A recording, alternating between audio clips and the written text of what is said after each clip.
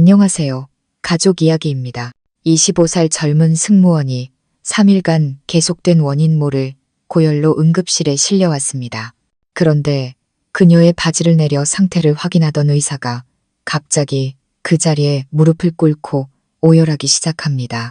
그녀의 몸에 있던 작은 모반 하나가 25년간 굳게 묻혀있던 거대한 비밀의 문을 열면서 한 가족은 걷잡을 수 없는 비극의 소용돌이에 휘말리게 됩니다. 이 충격적인 이야기의 진실이 궁금하시다면 지금 바로 채널 고정해주세요. 제 이름은 박미나, 나이는 25살이고 국내 항공사의 승무원입니다. 제 삶은 항상 비행 스케줄에 맞춰 바쁘게 돌아갔습니다. 이 공항에서 저 공항으로 쉴 틈 없이 움직여야 했죠. 사람들은 화려한 유니폼과 새빨간 립스틱, 동경의 눈빛 속에서 당당하게 걷는 제 모습만 볼 뿐입니다. 하지만 그 화려한 화장 뒤에는 극심한 피로와 대기실에서 급하게 때우는 식사, 낯선 호텔에서 홀로 지새우는 외로운 밤들이 숨겨져 있다는 사실을 아는 사람은 거의 없습니다. 사흘 전 서울에서 제주로 가는 긴 비행을 마친 후부터 몸에 열이 오르기 시작했습니다. 단순한 감기 몸살이겠거니 생각하고 해열제를 먹었지만 열은 내리기는커녕 점점 더 심해졌습니다. 사흘째 되던 날 체온은 39도까지 치솟았고 온몸이 사시나무 떨리듯 떨렸습니다. 목은 타는 듯이 아팠고 몸은 천근만근 무거웠습니다. 저는 좁은 오피스텔 침대에 쓰러져 있었습니다. 머리는 핑핑 돌고 식은땀으로 옷이 다 젖었죠. 미나야, 너 얼굴이 왜 이렇게 창백해? 비행을 마치고 돌아온 룸메이트 유나 언니가 저를 보고 기겁했습니다. 저는 간신히 몇 마디 내뱉었습니다. 언니, 너무 힘들어. 그냥 감기는 아닌 것 같아. 유나 언니가 제 이마를 짚어보더니 소스라치게 놀랐습니다. 세상에, 불덩이 같잖아. 안 되겠다. 당장 병원 가자. 저는 힘없이 고개를 저었습니다. 못 가겠어. 조금만 쉬면 괜찮아질 거야. 하지만 그 말이 채 끝나기도 전에 눈앞이 캄캄해졌습니다. 미나야, 미나야, 정신 차려. 저를 부르는 언니의 목소리가 점점 멀어졌습니다. 눈을 떴을 때 저는 응급실에 누워 있었습니다. 눈부신 조명과 코를 찌르는 소독약 냄새, 한 젊은 의사가 굳은 표정으로 제 몸을 살피고 있었습니다. 그의 낮고 잠긴 목소리가 들렸습니다. 혈압이 급격히 떨어지고 있습니다. 수액 투여, 속도 올리고 혈액 검사 준비해 주세요. 무슨 일이냐고 묻고 싶었지만 목이 잠겨 소리가 나오지 않았습니다. 차가운 주삿바늘이 팔을 파고드는 감각과 식은땀이 등을 타고 흐르는 것만 선명하게 느껴졌습니다. 의사가 제게 다가와 유심히 저를 살폈습니다. 박미나 씨, 지금 좀 어떠세요? 특별히 아픈 곳이 있습니까? 저는 힘겹게 대답했습니다. 머리가 깨질 것 같고 온몸이 쑤셔요. 그리고 왼쪽 엉덩이 쪽이 화끈거려요. 그 말을 듣자 의사의 미간이 살짝 찌푸려졌습니다. 그는 간호사를 돌아보며 말했습니다. 검사실 따로 준비해 주세요.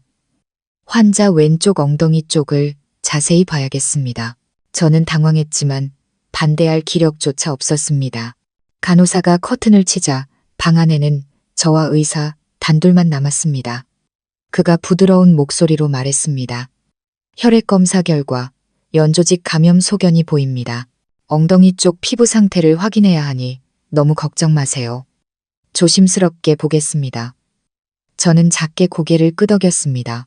의사는 장갑을 끼고 제게 다가와 조심스럽게 환자복 상의를 살짝 걷어 올리고 바지 허리춤을 아주 조금 내렸습니다. 그런데 그 순간 의사의 움직임이 돌처럼 굳었습니다. 그의 시선이 한 곳에 고정되었고 손이 미세하게 떨리는 것이 느껴졌습니다. 저는 불안한 마음에 물었습니다. 저기, 무슨 문제라도 있나요, 선생님? 그는 바로 대답하지 않고 믿을 수 없다는 눈빛으로 저를 쳐다보더니 뒷걸음질 쳤습니다. 그의 얼굴은 새하얗게 질려 있었고 입술만 달싹일 뿐 말이 나오지 않았습니다. 잠시 후 그는 두 손을 힘없이 늘어뜨리더니 갑자기 제 앞에서 털썩 무릎을 꿇었습니다. 저는 그대로 얼어붙었습니다. 숨막히는 정적 속에서 제 심장 소리만 요란하게 들렸습니다. 선생님, 왜 그러세요? 저한테 무슨 큰 병이라도 있나요? 그가 고개를 들었습니다. 목소리가 심하게 떨리고 있었죠. 박민아 씨, 이 모반은 혹시 이수진 씨 따님 아니십니까? 저는 눈을 동그랗게 떴습니다. 네, 맞아요. 저희 어머니를 아세요. 그는 대답 대신 고개를 깊이 숙였습니다. 그의 눈시울은 이미 붉게 물들어 있었습니다. 세상에, 제가 어머님께 씻을 수 없는 죄를 지었습니다. 제가 바로 25년 전 어머님을 직장에서 쫓겨나게 만들고 당신을 데리고 멀리 떠날 수밖에 없게 만든 장본인입니다. 저는 마치 꿈을 꾸는 것처럼 정신이 아득했습니다. 저희 엄마는 무슨 일을 하셨던 걸까? 왜 이 의사와 관련이 있는 거지? 그리고 엉덩이에 작은 모반 하나가 왜 이 사람을 이렇게까지 만드는 걸까? 하지만 무언가 더 물어볼 틈도 없이 세상이 빙빙 돌기 시작했습니다. 심박수 모니터의 경고음이 시끄럽게 울려 퍼졌습니다. 의사가 다급하게 간호사를 불렀습니다. 빨리 수액 추가 투여해요. 환자 혈압 다시 떨어집니다. 그리고 모든 것이 암흑 속으로 사라졌습니다. 다시 정신을 차렸을 때 저는 1인실 병실에 누워 있었습니다. 창밖으로 들어오는 오후의 햇살이 방안을 노랗게 물들이고 있었습니다. 머리는 여전히 깨질 듯이 아팠습니다. 고개를 돌리니 엄마가 눈물이 그렁그렁한 채로 제 침대 곁을 지키고 있었습니다. 엄마, 어떻게 여기 왔어? 제 목소리는 쉬어 있었습니다. 유나 씨가 전화했어. 네가 병원에서 쓰러졌다고. 그래서 급하게 달려왔지. 엄마는 제 머리를 쓰다듬으며 떨리는 목소리로 물었습니다. 의사 선생님이 뭐래? 너 어디가 안 좋은 거니? 의사 선생님은 오래된 상처 부위가 덧나서 생긴 감염이래. 엄마는 잠시 말을 잇지 못했습니다. 그런데 그분이 이상한 걸 물어보시더라. 네, 엉덩이에 있는 모반에 대해서. 저는 엄마가 다음 말을 하길 조용히 기다렸습니다. 엄마는 제 손을 꽉 잡았습니다. 미나야, 엄마가 오랫동안 숨겨왔는데 이젠 더 이상 숨길 수가 없겠구나. 그 모반은 최진혁 씨.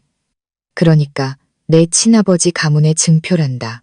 저는 숨이 멎는 것 같았습니다. 엄마, 그게 무슨 말이야? 그럼 지금 아빠가 내 친아빠가 아니란 말이야. 엄마는 끝내 울음을 터뜨렸습니다. 미안하다, 내 딸. 네가 상처받을까 봐, 과거 때문에 네가 힘들어질까 봐 무서웠어. 하지만 오늘 네가 만난 그 사람, 최진혁 의사가 바로 내 친아버지야. 방 안의 공기가 무겁게 내려앉았습니다. 누군가 제 숨을 빼앗아간 것 같았습니다. 방금 내 앞에서 무릎을 꿇었던 그 의사가 내 친아버지라니. 왜 그는 여기에 있었을까? 어떻게 작은 모반 하나로 나를 알아봤을까? 그리고 엄마는 왜 그를 피해 25년 동안 숨어 살아야만 했을까? 모든 질문에 대한 답은 아직 알 수 없었지만 제 마음속에서는 이미 거대한 파도가 일렁이고 있었습니다. 평온해 보이기만 했던 제 삶은 사실 25년간 단 한 번도 드러난 적 없는 비밀을 감추고 있던 얇은 막에 불과했습니다. 그날 오후 하얀 병실에서 엄마는 제 침대 곁에 앉아 복잡한 심경을 감추지 못했습니다. 저는 멍하니 문 쪽만 바라보았습니다. 머릿속은 뒤죽박죽이었고 방금 들은 이야기를 도저히 믿을 수가 없었습니다. 어제 나를 진찰했던 최진혁 의사가 나를 구한 사람일 뿐만 아니라 내 친아버지라니. 정신을 차리기도 전에 병실 문이 조용히 열렸습니다. 흰 가운을 입은 한 남자가 들어섰습니다. 깊게 팬 주름과 슬픔, 그리고 불안함이 뒤섞인 눈빛을 한 그 사람이었죠. 그는 문 앞에서 잠시 멈춰서서 엄마를 오랫동안 바라보다가 떨리고 잠긴 목소리로 입을 열었습니다. 수진 씨, 그동안 잘 지냈소? 엄마는 벌떡 일어났습니다. 두 손을 꽉 쥔 채 굳은 얼굴로 그를 노려보았죠. 엄마의 목소리는 분노로 잠겨 있었습니다. 당신이 여길 무슨 낯으로 찾아와. 순식간에 병실 안의 공기는 얼어붙었습니다. 저는 그저 두 사람을 번갈아 보며 쿵쾅거리는 심장을 진정시키려 애쓸 뿐이었습니다. 최진혁 의사는 천천히 다가왔습니다. 그의 눈에는 깊은 후회가 어려 있었습니다. 수진 씨, 25년 만이요. 이런 식으로 다시 만나게 될 줄은 몰랐소. 어제 아이의 엉덩이에 있는 모반을 보고 단번에 알아봤소. 정말 온몸이 떨렸소. 내 아이가 살아있었다니. 엄마는 싸늘하게 비웃었습니다. 목소리엔 가시가 돋쳐 있었죠. 살아있었다니? 참 쉽게 말하는군요. 25년 전, 당신은 나와 이 아이를 생각이나 했나요? 우리 모녀를 한밤중에 집에서 내쫓을 때를 기억은 하고요. 최진혁 의사는 고개를 숙였습니다. 그의 눈에 눈물이 고였습니다. 내가 당신과 아이에게 큰 죄를 지었소. 하지만 수진 씨, 그땐 나도 어쩔 수가 없었소. 나도 협박을 받고 있었단 말이오. 협박, 엄마는 그의 말을 잘랐습니다. 눈물이 뺨을 타고 흘렀습니다. 누가 당신 목에 칼이라도 들이밀었나요? 나는 내 아내를 믿는다. 그 한마디만 해줬어도 우리 모녀가 이렇게 도망치듯 살지는 않았을 거예요. 당신은 나 대신 다른 사람들을 믿는 걸 선택했어요. 저는 이불을 꽉 쥐었습니다.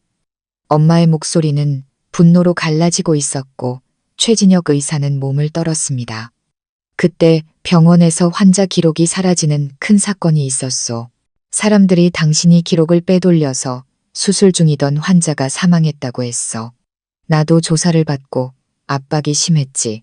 명예, 평판, 모든 게 무너질 위기였어. 그때 누군가 증거라며 서류를 내밀었는데 모든 증거가 당신을 가리키고 있었소. 난 어리석게도 그걸 믿어버렸지. 엄마는 눈물 속에서 허탈하게 웃었습니다. 믿었군요. 그래서 이혼 서류에 도장 찍고 그날 밤으로 당장 저를 내쫓았죠. 저는 갓난아기였던 미나를 안고 돈 한 푼 없이 길거리로 나앉았어요. 집도 직업도 없이. 마지막으로 아이에게 젖을 물리고 함께 죽으려고까지 했어요. 만약 잘디한 이웃, 아주머니가 아니었다면 지금쯤 저와 미나는 이 세상에 없었을 겁니다. 엄마의 목소리는 울음으로 끊겼습니다. 병실은 조용했고 심박 측정기 소리만이 규칙적으로 울렸습니다. 저는 입술을 깨물었습니다. 마음이 실타래처럼 엉켜버렸죠. 최진혁 의사는 다가와 엄마 앞에 무릎을 꿇었습니다. 그의 목소리도 울먹임으로 가득 찼습니다. 수진 씨, 내가 용서받을 자격이 없다는 거 잘 아오. 하지만 지난 세월 동안 단 하루도 마음 편히 잠든 날이 없었소. 당신과 아이를 찾으려고 사방을 헤맸지만 모든 흔적이 끊겨 있었소.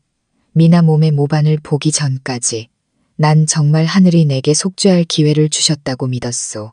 엄마는 상처 가득한 눈으로 그를 바라볼 뿐 아무 말도 하지 않았습니다. 저는 조용히 입을 열었습니다. 목소리는 힘이 없었죠. 아빠, 만약 정말 제 아빠라면 왜 이제 와서 이런 말씀을 하시는 거예요? 최진혁 의사는 저를 돌아보았습니다. 그의 눈은 붉게 충혈되어 있었습니다. 네가 살아있는 줄 몰랐기 때문이다. 너희 엄마가 떠난 날 시댁 식구들이 너희 모녀가 도망치다 사고로 죽었다고 했어. 심지어 가짜 사망진단서까지 보여줬지. 난 몇 년 동안 폐인처럼 살았다.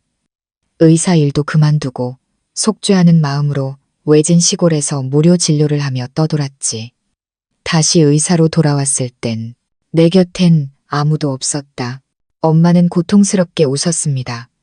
이제 와서 운명 탓을 하는군요. 하지만 저는 잊을 수가 없어요. 억울한 누명을 쓰고 쫓겨났던 그 밤을. 그리고 우리 미나는 평생을 아빠 없이 자랐어요.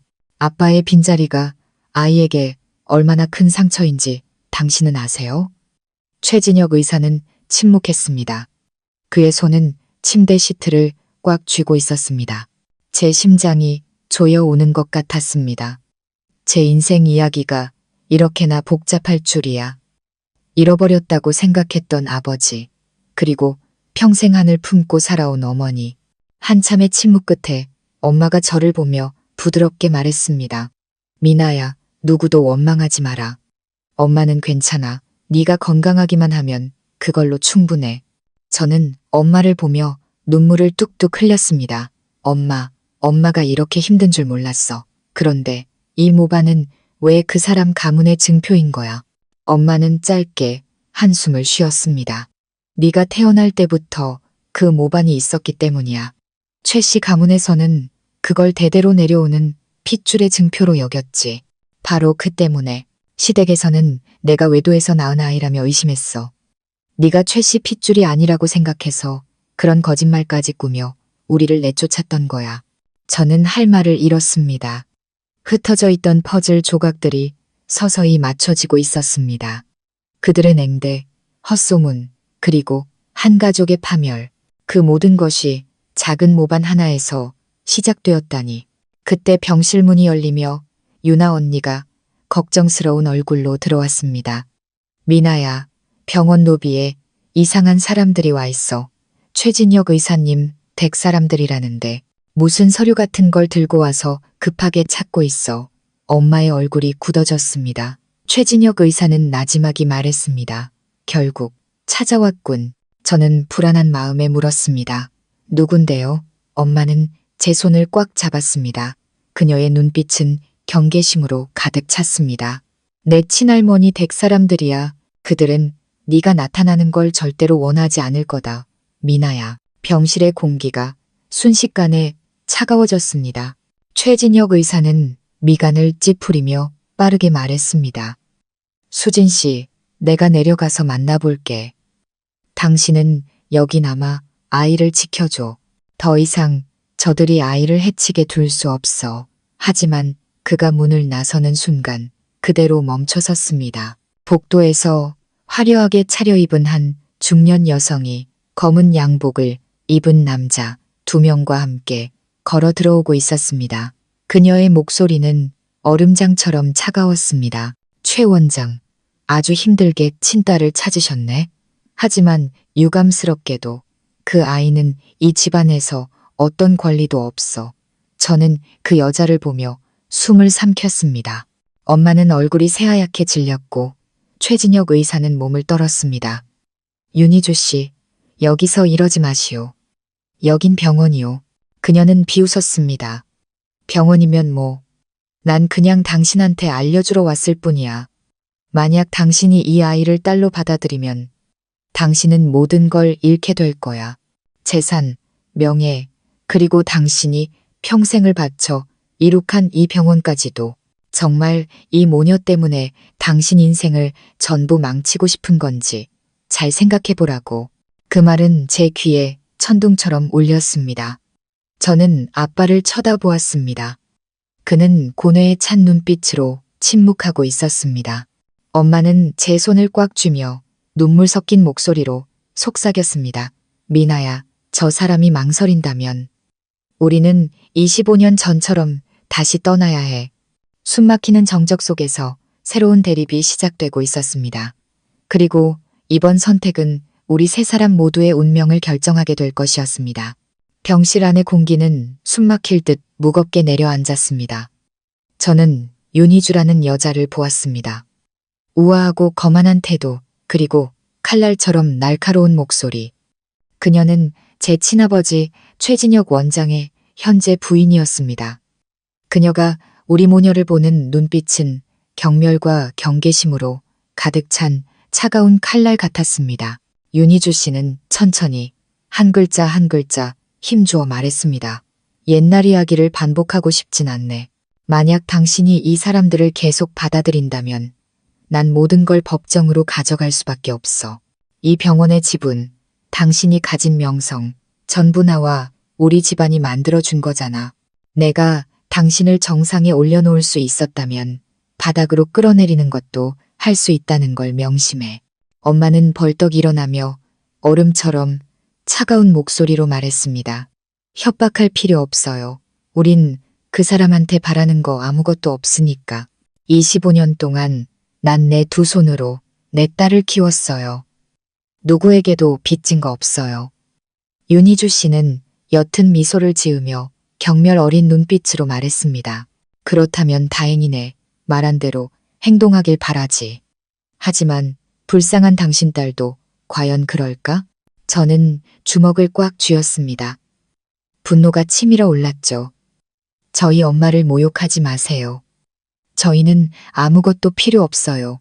단지 진실을 알고 싶었고 아버지라는 사람에 대한 마지막 믿음을 지키고 싶었을 뿐이에요. 윤희주 씨는 비웃으며 고개를 갸웃거렸습니다. 믿음. 의사에게 명성이 전부라는 걸 알려주지. 만약 당신이 숨겨진 딸이라고 밝혀진다면 언론과 의료윤리위원회가 가만히 있을 것 같아. 그는 모든 것을 잃게 될 거야. 당신 감당할 수 있겠어? 그녀의 말은 비수처럼 제 심장에 꽂혔습니다. 저는 침묵했습니다. 눈시울이 뜨거워졌죠. 그때 아빠가 나섰습니다. 그의 목소리는 쉬어 있었습니다. 희주 씨, 그만하시오. 명성을 가지고 나를 협박하지 마시오. 난 이미 너무 많은 잘못을 저질렀소. 내 아이가 더 이상 억울한 일을 겪게 할 수는 없소. 윤희주 씨의 표정이 굳어졌습니다. 목소리는 더 차가워졌죠. 분명히 말했어. 잘 생각하라고. 만약 끝까지 고집을 부린다면 당신이 과거에 저지른 죄를 덮기 위해 조작했던 모든 서류를 세상에 공개할 거야. 그때는 누구도 원망하지 마. 그녀는 몸을 돌려 또각거리는 구두 소리를 내며 방을 나갔습니다. 검은 양복의 남자들이 그녀의 뒤를 따랐고 병실에는 무거운 침묵만이 남았습니다. 엄마는 의자에 주저앉았습니다. 두 손이 떨리고 있었죠. 봤죠? 최 원장. 저 여자가 있는 곳에는 눈물밖에 없다고 했잖아요. 최 원장은 깊은 한숨을 내쉬며 고개를 떨궜습니다. 그녀 말이 맞아. 병원 지분 대부분이 그녀 명의로 되어 있으니 하지만 더 이상 내 딸이 없다고 외면하며 살 수는 없소. 어떤 결과가 따르더라도 모든 사실을 밝히겠소. 엄마는 침묵했고 저는 두 사람을 바라볼 뿐이었습니다. 잃어버린 딸을 찾은 아버지와 평생 안을 품고 살아온 어머니, 저는 알고 있었습니다. 만약 진실이 밝혀진다면 최 원장의 명성뿐만 아니라 우리 모녀의 삶도 여론에 의해 갈기갈기 찢겨나갈 것이라는 것을요. 하지만 침묵한다면 그것은 제 혈육을 스스로 부정하는 것과 다름없었습니다. 그날 밤 모두가 떠난 병원에서 저는 창가에 앉아 있었습니다. 밤바람은 차가웠지만 제 마음은 실타래처럼 복잡했습니다. 엄마는 의자에 앉아 잠들어 있었습니다. 자취한 엄마의 얼굴을 보니 가슴이 아려왔습니다. 그때 병실 문이 조용히 열리고 아빠가 들어왔습니다. 그의 손에는 서류 봉투가 들려 있었죠.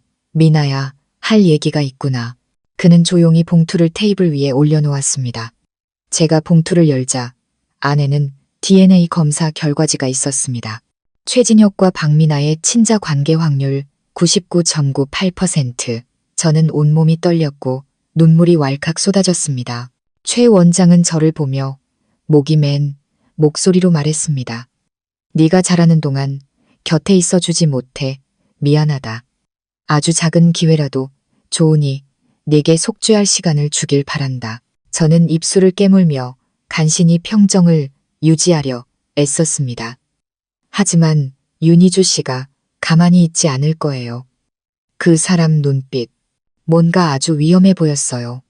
그는 조용히 고개를 끄덕였습니다. 그 여자는 절대 지는 걸 못 참는 사람이요. 하지만 두려워 마라. 내가 너희 모녀를 지킬 것이다. 하지만 그의 약속은 하루도 채 가지 못했습니다. 다음 날 아침 저는 깨질 듯한 두통의 잠에서 깼습니다.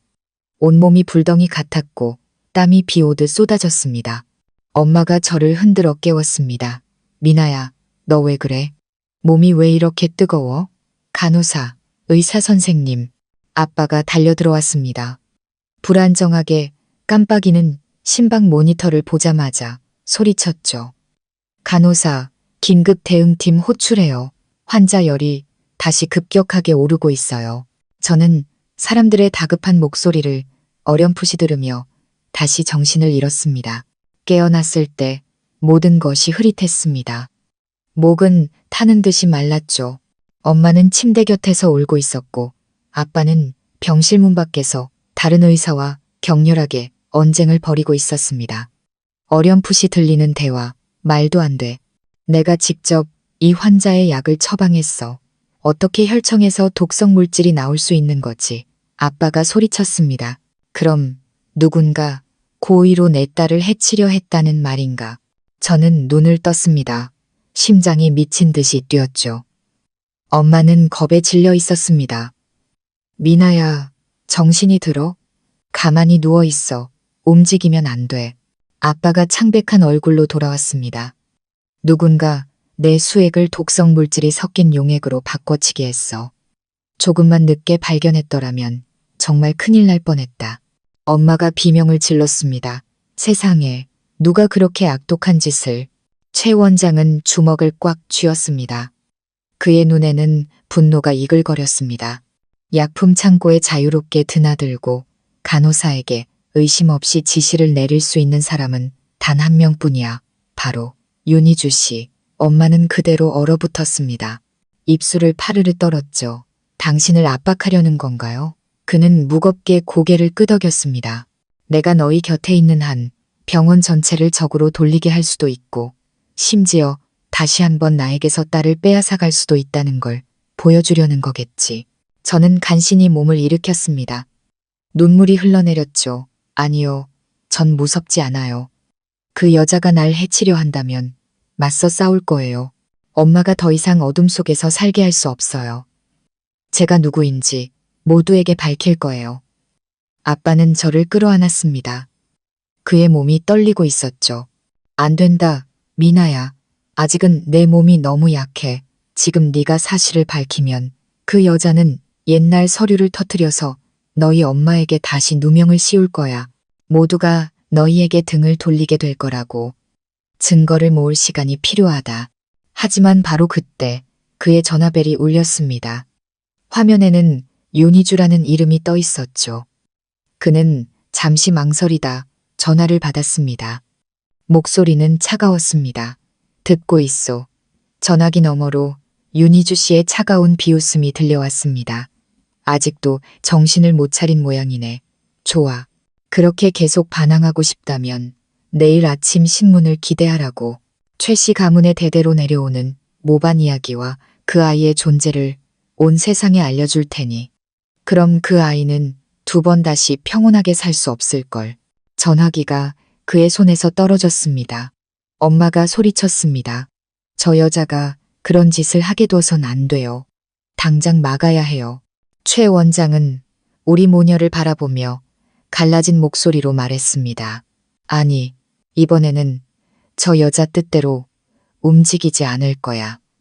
모든 것을 잃게 되더라도 반드시 두 사람을 지키겠어. 창밖에서는 굵은 빗방울이 떨어지기 시작했습니다. 저는 창문에 부딪히는 빗방울을 보며 불길한 예감에 휩싸였습니다.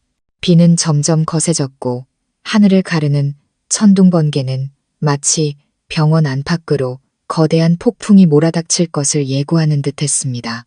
그날 밤 비는 분노를 토해내듯 격렬하게 쏟아졌습니다.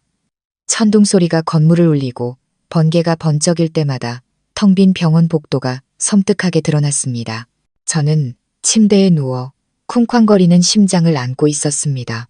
엄마는 제 손을 꽉 잡고 있었지만 시선은 문 쪽을 향해 있었습니다. 윤희주 씨의 음모를 막기 위해 분노에 차 뛰쳐나간 최 원장이 돌아오기만을 기다리고 있었죠. 시간은 거북이처럼 느리게 흘렀습니다. 그때 병실에 있던 전화벨이 요란하게 울려 우리 모녀를 놀라게 했습니다. 엄마는 떨리는 손으로 수화기를 들었습니다. 여보세요. 수화기 너머에서는 차갑고 낯선 남자의 목소리가 들려왔습니다. 이수진 씨 맞습니까? 딸이 무사하길 바란다면 최 원장이 어떤 서류도 외부에 공개하지 못하게 막으시오. 모든 걸 조용히 덮으란 말이오. 그렇지 않으면 누군가 대가를 치르게 될 겁니다. 딸깍. 전화는 끊겼습니다. 엄마는 그대로 굳어버렸습니다. 수화기를 든 손이 사시나무 떨듯 떨렸죠. 저는 몸을 일으켜 다급하게 물었습니다. 엄마, 누구야? 엄마는 마른 침을 삼키며 떨리는 목소리로 말했습니다. 몰라. 하지만 뭔가 아주 안 좋은 예감이 들어. 바로 그때 밖에서 다급한 발소리가 들리더니 병실 문이 벌컥 열렸습니다. 제 룸메이트였던 유나 언니였습니다. 언니는 새하얗게 질린 얼굴로 숨을 헐떡이며 말했습니다. 미나야, 내 진료 기록이 전부 사라졌어. DNA 검사 결과 사본까지. 병원 서버에서 데이터가 전부 삭제됐어. 저는 할 말을 잃었습니다. 어떻게 그렇게 빨리. 유나 언니는 침을 삼키며 목소리를 낮췄습니다. 병원 시스템에 최고 등급으로 접근할 수 있는 사람은 과장급 이상 의사들 말고는 윤희주 씨밖에 없어. 저는 이불을 꽉 쥐었습니다. 심장이 터져버릴 것 같았죠. 아빠가 진실을 밝히기도 전에 그 여자가 먼저 손을 쓴 것입니다. 엄마는 제 어깨를 붙잡았습니다. 목소리에는 다급함이 묻어났습니다. 미나야, 여기서 나가야 해. 저 여자는 무슨 짓이든 할 수 있어. 여기 있다간 더 위험해. 제가 입을 열려는 순간 병실 문이 거칠게 열렸습니다. 검은 양복을 입은 남자 2명이 들어섰습니다. 그들의 목소리는 감정이 없었습니다. 박미나 씨, 병원장님의 지시에 따라 비정상적인 고열의 원인 조사를 위해 격리병동으로 이동하셔야겠습니다. 엄마가 벌떡 일어나 소리쳤습니다. 당신들이 무슨 권리로 내 딸을 데려가? 한 남자가 서류를 내밀며 기계적으로 말했습니다. 윤희주 병원장님께서 직접 서명하신 임시격리 조치 결정서입니다. 협조해 주시죠. 저는 직감했습니다. 이것은 저를 엄마에게서 떼어놓으려는 핑계라는 것을요. 그들이 다가오기 전에 저는 엄마의 팔을 붙잡고 애원했습니다. 엄마, 저 사람들이 우리를 떨어뜨리게 두면 안 돼. 나 아무 데도 안 가. 한 남자가 제 어깨에 손을 올렸습니다. 그 순간 저는 본능적으로 팔에 꽂힌 링거 바늘을 뽑아 던지고 그를 밀쳤습니다. 침대 시트가 붉은 피로 물들었지만 저는 아랑곳하지 않고 병실 밖으로 뛰쳐나갔습니다. 엄마가 외쳤습니다. 미나야, 뛰어, 뒤돌아보지 마. 저는 복도를 향해 달렸습니다. 다리가 후들거렸지만 멈출 수 없었습니다. 뒤에서 쫓아오는 구둣발 소리와 사람들의 고함 소리가 복도 전체에 울려 퍼졌습니다. 창문 틈으로 들이치는 비바람에 온몸이 젖었습니다. 저는 몽유병 환자처럼 오직 아빠를 찾아야 한다는 생각뿐이었습니다. 8층 복도 끝에 다다랐을 때 최 원장의 사무실에 불이 켜져 있는 것을 보았습니다. 저는 그곳으로 달려가 문을 열고는 그대로 멈춰섰습니다. 방은 텅 비어 있었고 서류와 파일들이 사방에 흩어져 있었습니다. 바닥에는 부서진 컴퓨터가 있었고 깨진 모니터 화면에는 파일이 영구적으로 삭제되었습니다. 라는 문구가 깜빡이고 있었습니다. 저는 떨리는 목소리로 불렀습니다. 아빠, 어디 계세요? 대답은 없었습니다. 세차게 내리는 빗소리와 깜빡이는 불빛만이 저를 맞이했죠. 그때 저는 복도 바닥에 가느다란 핏자국이 이어진 것을 발견했습니다. 심장이 철렁 내려앉았습니다. 저는 핏자국을 따라 걸었고 직원용 엘리베이터 앞에서 멈췄습니다. 그 안에는 최 원장이 피 묻은 가운을 입은 채 바닥에 쓰러져 있었습니다. 저는 비명을 질렀습니다. 아빠, 왜 이러고 계세요? 그는 힘겹게 눈을 떴습니다. 목소리는 거의 들리지 않았죠. 미나야, 내 말 잘 들어라. 사무실. 그림 뒤에 있는 금고. 그 안에 진짜 서류가 있다. 그 여자 손에 들어가면 안 돼. 그게 진짜 증거다. 저는 울면서 고개를 끄덕였습니다. 그는 제 손을 힘겹게 잡더니 그대로 정신을 잃었습니다. 저는 공포에 질려 소리쳤습니다. 의사 선생님, 응급 상황이에요. 하지만 빗소리가 제 목소리를 삼켜버렸습니다. 저는 주저앉아 피와 눈물로 범벅이 되었습니다. 그때 등 뒤에서 얼음처럼 차가운 목소리가 들려왔습니다.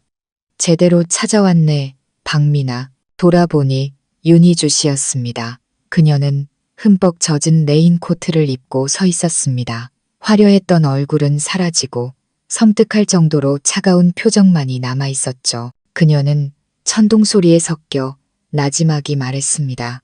알아? 25년 전, 난 지금의 자리를 얻기 위해 아주 비싼 대가를 치렀어. 그 누구도, 심지어 너조차도 내 것을 망가뜨리게 놔두지 않을 거야. 저는 뒷걸음질 쳤습니다. 두 주먹을 꽉 쥔 채 떨리는 목소리로 물었죠. 당신, 우리 아빠한테 무슨 짓을 한 거예요? 그녀는 입꼬리를 올렸습니다. 그냥 강력한 수면제를 좀 썼을 뿐이야. 걱정 마. 아직 죽진 않았으니까. 하지만 네가 계속 고집을 부리면 정말로 사라지게 만들어줄 수도 있어. 저는 이를 악물었습니다. 눈물이 뺨을 타고 흘렀습니다. 왜 우리 모녀를 그렇게 미워하는 거죠? 우리 엄마는 당신한테 아무것도 빼앗지 않았어요. 그녀의 눈에 살기가 번뜩였습니다. 아니, 바로 내 엄마 때문에 내가 모든 걸 잃을 뻔했어. 명예, 남편, 모든 것을. 옛날에 내 엄마는 내 밑에서 일하던 간호사였지. 내가 저지른 의료사고로 환자가 죽었을 때 그 비밀을 아는 유일한 사람이었어. 난 소송당할까봐 무서워서 모든 죄를 내 엄마에게 뒤집어 씌웠지. 최 원장은 날 믿었고 내 엄마를 내쫓았어. 만약 내 엄마가 돌아오면 그 진실이 세상에 드러나게 될 테니까. 저는 그대로 얼어붙었습니다. 그럼 그때 환자를 죽인 사람이 당신이었군요. 윤희주 씨는 비웃었습니다. 아니, 난 그냥 운명에 맡겼을 뿐이야. 하지만 네가 감히 입을 연다면 너희 모녀도 그 환자와 같은 길을 걷게 해주지. 잊지 마. 이제 모든 증거는 내 손에 있으니까. 저는 그녀를 노려보며 천천히 사무실 책상 쪽으로 물러났습니다. 그녀가 잠시 문 쪽으로 고개를 돌린 틈을 타 저는 벽에 걸린 커다란 그림을 힘껏 잡아당겼습니다. 그림 뒤에는 정말로 금고가 있었습니다. 저는 달려가 다이얼을 돌리려 했지만 등 뒤에서 찰칵하는 소리가 들렸습니다. 윤희주 씨가 주머니에서 작고 번쩍이는 권총을 꺼내 저를 겨누고 있었습니다. 똑똑하네. 그녀는 차갑게 말했습니다. 하지만 너무 늦었어. 저는 굳어버렸습니다. 심장이 터질 듯이 뛰었죠. 다시 한번 천둥이 치고 방 안에 불이 깜빡였습니다. 그 순간 윤희주 씨의 등 뒤에서 어떤 그림자가 덮쳤습니다. 엄마였습니다. 엄마는 손에 쥔 쇠 파이프로 그녀의 팔을 내리쳤습니다. 탕! 날카로운 총성이 울리고 방 안은 화약 연기로 가득 찼습니다. 저는 바닥으로 쓰러졌습니다. 귀가 멍멍했고 빗소리와 비명소리가 뒤섞여 들려왔습니다. 연기가 거쳤을 때 윤희주 씨는 어깨에서 피를 흘리며 쓰러져 있었습니다. 엄마는 떨리는 몸으로 저를 끌어안았습니다. 미나야, 괜찮니? 저는 엄마에게 매달려 울먹였습니다. 응, 난 괜찮아. 근데 아빠가 아직 엘리베이터에. 엄마는 고개를 끄덕이며 저와 함께 최 원장을 끌어냈습니다. 하지만 저는 알고 있었습니다. 아직 아무것도 끝나지 않았다는 것을. 창밖에서 들려오는 경찰 사이렌 소리가 점점 더 가까워지고 있었고 진실을 되찾기 위한 싸움은 이제 막 시작되었을 뿐이었습니다. 경찰 사이렌 소리가 밤의 정적을 깨고 파랗고 빨간 경광등이 병원 복도를 어지럽게 비췄습니다. 저는 아빠 곁에 주저앉아 온몸을 떨고 있었습니다. 엄마는 의식을 잃은 그를 붙잡고 계속해서 흔들었습니다. 진혁 씨, 정신 좀 차려봐요. 경찰이 왔어요. 이제 모든 게 밝혀질 거라고요.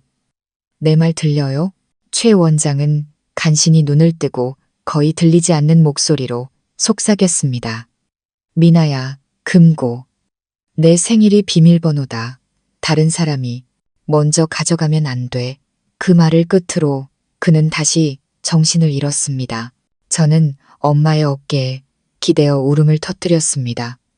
하지만 슬픔에 잠겨 있을 시간도 없이 병원 보안팀과 경찰들이 들이닥쳤습니다. 그들 뒤로는 응급 구조대원들이 들것을 밀며 따라 들어왔죠. 체격이 좋은 한 형사가 다가와 엄숙하게 물었습니다. 총격 신고가 있었습니다. 누가 총을 쐈습니까? 엄마는 떨리는 손으로 벽에 기대 앉아 있는 윤희주 씨를 가리켰습니다.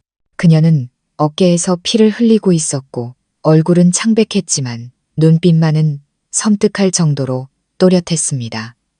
그녀는 눈을 감고 힘겹게 흐느끼기 시작했습니다.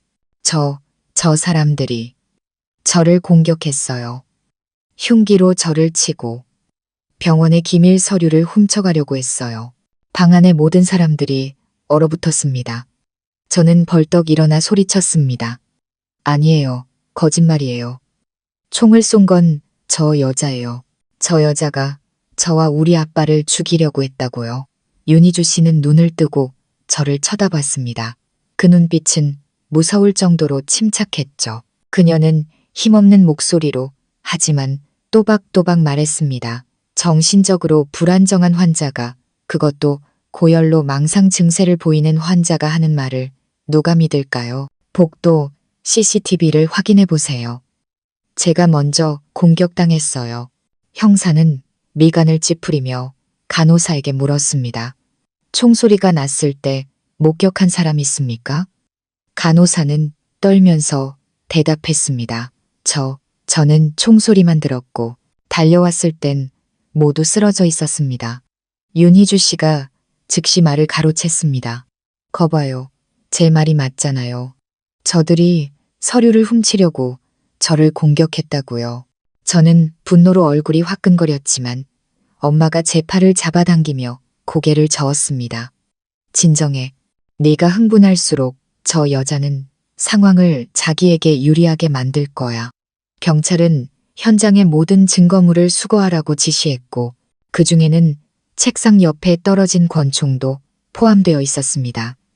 한 직원이 총을 주어 팀장에게 건넸습니다. 그는 고개를 끄덕였습니다. 총기 등록자는 윤희주 씨로 되어 있군요. 지문 감식을 위해 봉인하겠습니다. 양측 모두 조사에 협조해 주셔야겠습니다. 윤희주 씨는 의식을 잃는 척하며 신음했습니다. 더는 못 버티겠어요. 피가 너무. 곧바로 응급 구조대원들이 그녀를 들것에 실어 옮겼습니다. 떠나기 전 그녀는 저를 흘끗 돌아보며 입꼬리에 희미한 미소를 지었습니다. 그 미소는 등골이 오싹할 정도로 차가웠습니다. 다음 날 아침 하늘은 맑게 개었지만 제 마음은 무겁기만 했습니다. 아빠는 중환자실에서 의식을 찾지 못했고 엄마는 그 곁을 지켰습니다. 저는 경찰서에서 조사를 받아야 했습니다.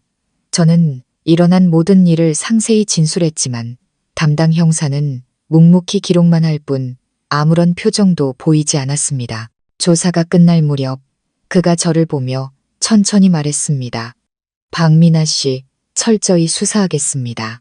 하지만 현재로서는 윤희주 씨 측에서 제출한 복도 CCTV 영상이 있습니다. 영상에는 당신과 당신 어머니가 먼저 사무실로 뛰어들어가는 모습이 찍혀 있습니다. 윤희주 씨가 먼저 총을 쐈다는 것을 증명할 다른 증거가 있습니까? 저는 할 말을 잃었습니다.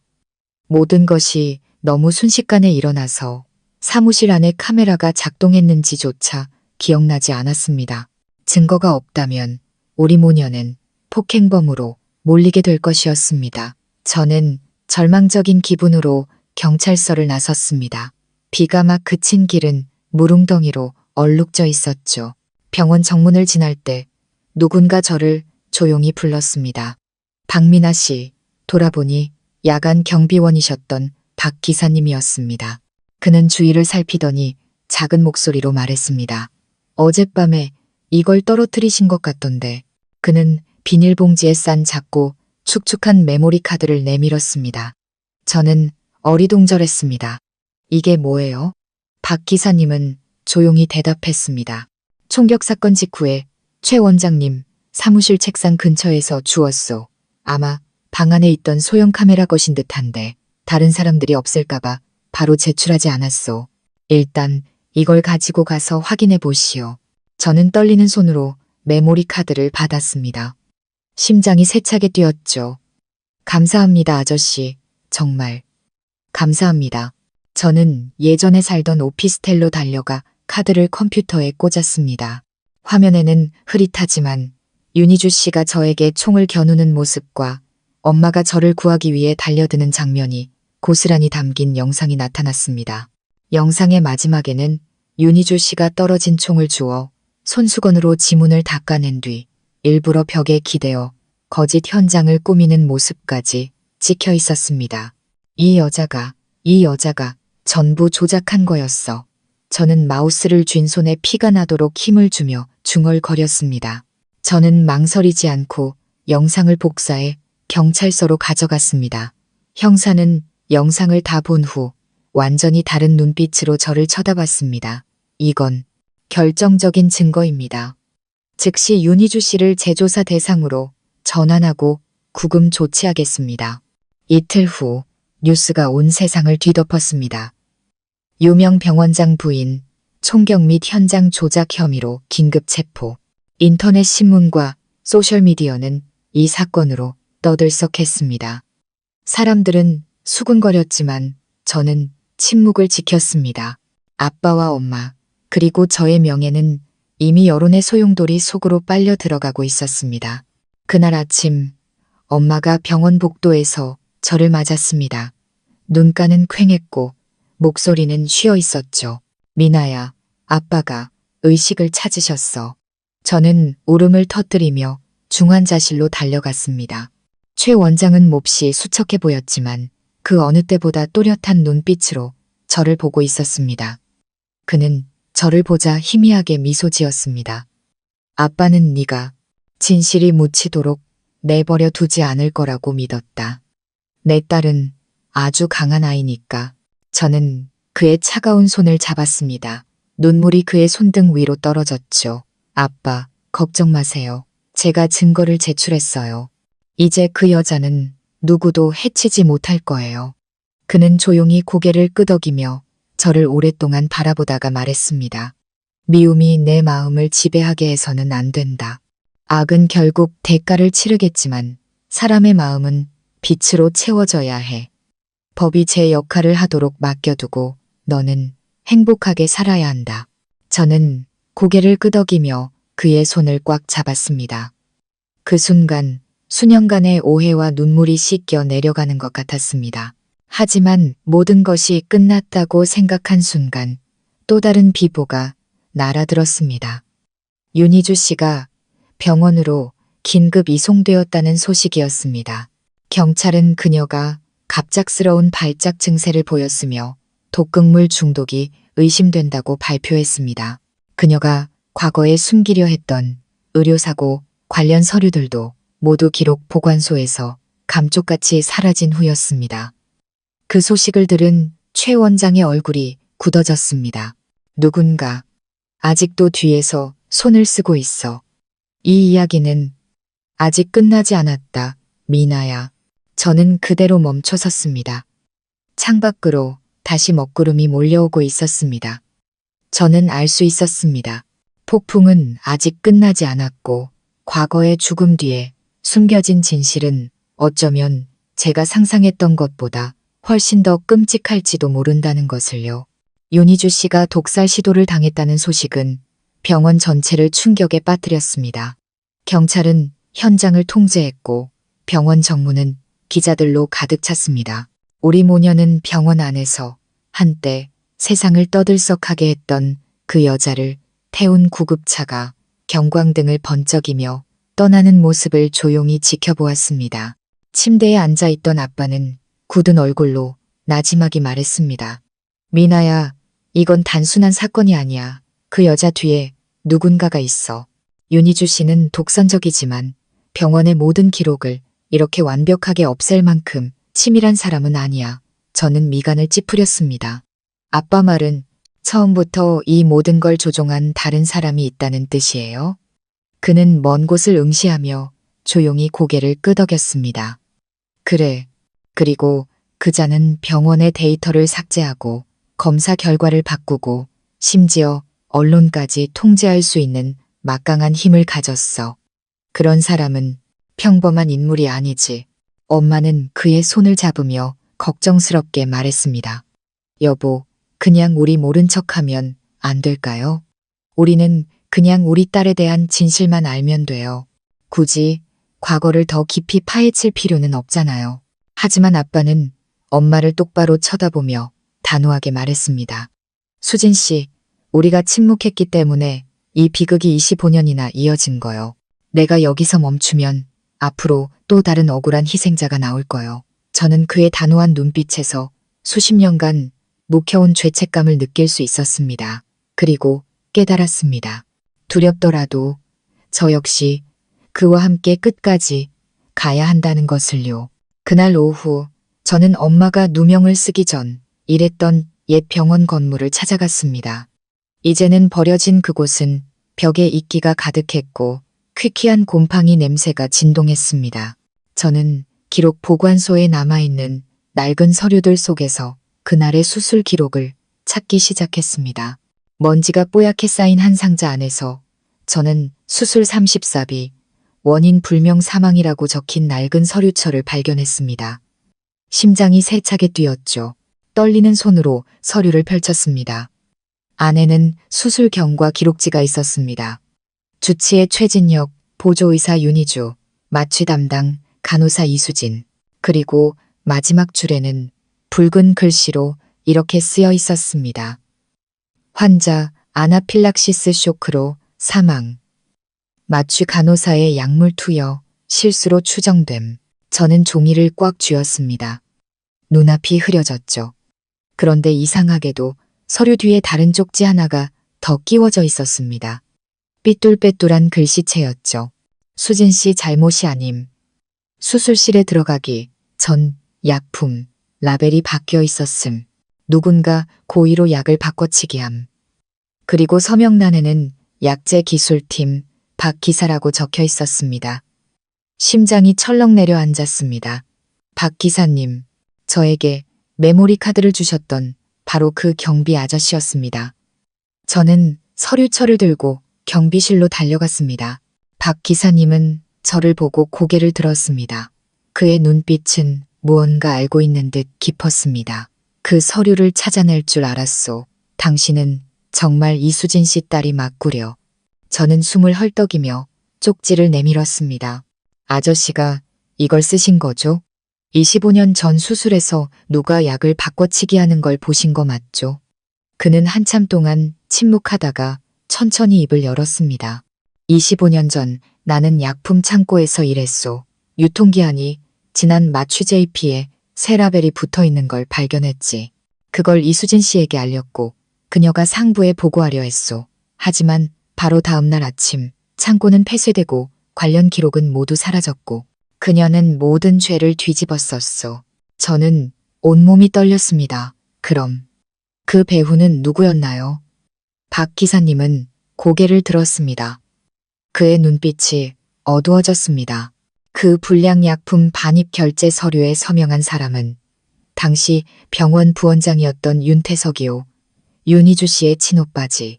저는 그대로 얼어붙었습니다. 흩어져 있던 모든 조각들이 한순간에 맞춰졌습니다. 윤희주 씨는 그저 꼭두각시였을 뿐 어둠 속에서 모든 것을 조종했던 진짜 흑막은 바로 그녀의 오빠, 당시 병원의 실세였던 윤태석이었습니다. 저는 다급하게 물었습니다. 그런데 왜 그는 지금까지 무사한 거죠? 박 기사님은 한숨을 쉬었습니다. 그는 오래전에 해외로 이민을 갔소. 하지만 최근에 다시 한국으로 돌아와 의료사업에 투자한다는 소문이 돌더군. 어쩌면 윤희주 씨를 해치려 한 것도 입막음을 위한 그의 짓일지도 모르오. 등골이 오싹해지며 식은땀이 흘렀습니다. 그렇다면 아빠가 위험했습니다. 윤태석은 과거의 일이 드러나는 것을 절대로 원치 않을 테니까요. 박 기사님은 고개를 끄덕였습니다. 당신 말이 맞소. 내가 돕겠소. 창고에 그의 친필 서명이 있는 약품 입출고 장부 원본이 하나 남아있소. 그것만이 과거의 의료사고가 당신 어머니의 실수가 아닌 불량 약품 때문이었다는 유일한 증거요. 저는 목숨을 걸고 저를 돕겠다는 글을 보았습니다. 아저씨, 저희 모녀를 이렇게까지 도와주시는데 보복이 두렵지 않으세요?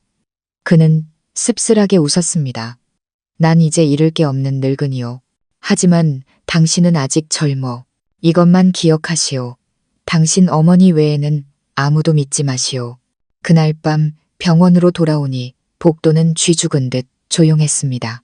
아빠의 병실에 다다랐을 때 낯선 보안 요원 복장의 남자 2명이 나오는 것을 보았습니다. 불길한 예감이 들었죠. 저는 서둘러 병실로 뛰어 들어갔습니다. 침대는 텅 비어 있었습니다. 엄마, 아빠는 어디 갔어? 엄마가 창백한 얼굴로 달려왔습니다. 펫시티 촬영하러 간다고 데려갔는데 아직 돌아오지 않고 있어. 등골이 서늘해졌습니다. 저는 생각할 겨를도 없이 지하에 있는 사람들의 발길이 뜸한 기술실로 달려갔습니다. 그곳에 도착하자마자 한쪽 문틈으로 소리가 새어나왔습니다. 저는 숨을 죽이고 틈새로 안을 엿보았습니다. 희미한 불빛 아래 2 남자가 들것을 밀고 있었고 그 위에는 손발이 묶이고 입이 막힌 아빠가 누워 있었습니다. 어둠 속에서 낮고 차가운 목소리가 울렸습니다. 오늘 밤 안으로 이 자를 옮겨 격리 구역에 도착하면 나머지는 내가 처리하지. 어떤 흔적도 남기면 안 돼. 저는 그 목소리를 단번에 알아챘습니다. 윤태석. 그가 살아있었고 모든 것을 지휘하고 있었습니다. 저는 비명을 지르지 않기 위해 입을 막았습니다. 공포에 질렸지만 이대로 보고만 있을 수는 없었습니다. 저는 휴대폰을 꺼내 몰래 그 장면을 촬영했습니다. 하지만 뒤로 물러서려는 순간 문이 벌컥 열렸고 한 남자가 저를 발견하고 소리쳤습니다. 거기 너, 멈춰. 저는 공포에 질려 달리기 시작했습니다. 등 뒤에서 쫓아오는 발소리가 가까워졌습니다. 좁은 계단, 깜빡이는 조명. 저는 달리면서 소리쳤습니다. 엄마, 아빠를 구해줘요. 저들이 아빠를 납치했어요. 멀리서 제 목소리를 들은 엄마가 달려왔습니다. 그녀는 복도에 있던 대걸레를 휘둘러 남자를 맞고는 제 손을 잡아 끌었습니다. 우리 모녀는 복도를 가로질러 전기 기술실로 겨우 숨어들었습니다. 저는 문을 잠그고 숨을 헐떡였습니다. 엄마는 저를 끌어안고 떨리는 목소리로 물었습니다. 미나야, 촬영은 했니? 저는 고개를 끄덕이며 휴대폰을 보여주었습니다. 네, 윤태석 얼굴까지 전부 다 찍혔어요. 엄마는 제 손을 잡았습니다. 눈물이 흘러내렸죠. 잘했다. 이번에야말로 진짜 증거를 잡았어. 하지만 바로 그 순간 방 안에 불이 번쩍이더니 꺼져버렸습니다. 방은 칠흑 같은 어둠에 잠겼습니다. 문 밖에서는 다급한 발소리가 들려왔고 곧 문을 거칠게 두드리는 소리가 났습니다. 거기 있는 거 다 알아. 도망칠 생각 마. 저는 휴대폰을 꽉 쥐었습니다. 심장이 미친 듯이 뛰었죠. 엄마는 저를 배전반 뒤로 끌어당기며 속삭였습니다. 휴대폰 꼭 쥐고 있어. 무슨 일이 생기면 뒤돌아보지 말고 무조건 뛰어. 싫어. 엄마를 두고 어떻게 가. 저는 울음을 터뜨렸지만 엄마는 그저 미소를 지을 뿐이었습니다. 그 눈빛은 그 어느 때보다 강인해 보였습니다. 밖에서는 문을 부수는 소리가 점점 더 거세지고 있었습니다. 복도에서는 손전등 불빛이 문틈으로 새어들어와 제 얼굴의 절반을 비췄습니다. 천둥이 크게 울렸고 저는 운명의 순간이 왔음을 직감했습니다. 쾅! 문이 부서지며 강한 불빛이 우리를 향해 쏟아졌습니다. 윤태석의 얼음장 같은 목소리가 울려 퍼졌습니다. 역시 여기 있었군. 덕분에 찾는 수고는 덜었네. 저는 떨리는 몸을 일으켜 세우고 휴대폰을 쥔 손에 힘을 주었습니다. 당신이 저지른 죗값을 반드시 치르게 될 거예요. 그는 비웃었습니다. 죗값? 꼬마 아가씨, 이 세상의 정의는 돈 있는 자의 편이야. 넌 그저 누명 쓴 여자의 딸일 뿐이고. 그가 손짓하자 부하 2명이 다가왔습니다. 저는 뒷걸음질 쳤지만 등 뒤는 차가운 벽이었습니다. 바로 그때 멀리서 경찰 사이렌 소리가 들려왔습니다. 아주 가까운 곳에서 윤태석이 멈칫하는 사이 엄마가 소리쳤습니다. 증거는 이미 전송됐어. 당신은 이제 끝이야. 그의 눈빛이 어두워졌습니다. 그는 으르렁거렸습니다. 말도 안 돼. 하지만 그 순간 등 뒤에 문이 열리며 경찰들이 들이닥쳤습니다.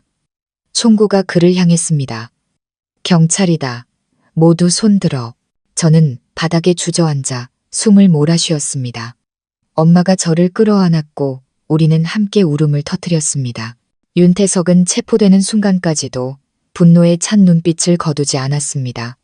밖에서는 비가 그치고 동이 트고 있었습니다.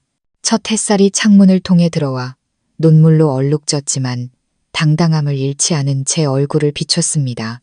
다음 날 아침 윤태석이 체포되었다는 소식은 순식간에 퍼져나갔습니다. 신문 일면에는 수갑을 찬 채 연행되는 그의 사진이 대문짝만하게 실렸습니다. 그는 여전히 오만한 표정을 짓고 있었죠. 유명 병원 전 부원장, 25년 전 약물 바꿔치기 및 살인교사 혐의로 체포. 저는 기사를 읽으며 마음이 무거웠습니다.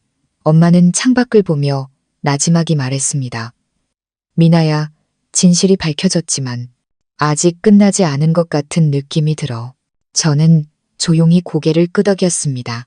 윤태석이 체포된 후 병원은 전면적인 조사를 받았습니다. 경찰은 그의 사무실을 수색했고 수많은 서류와 증거들을 압수했습니다.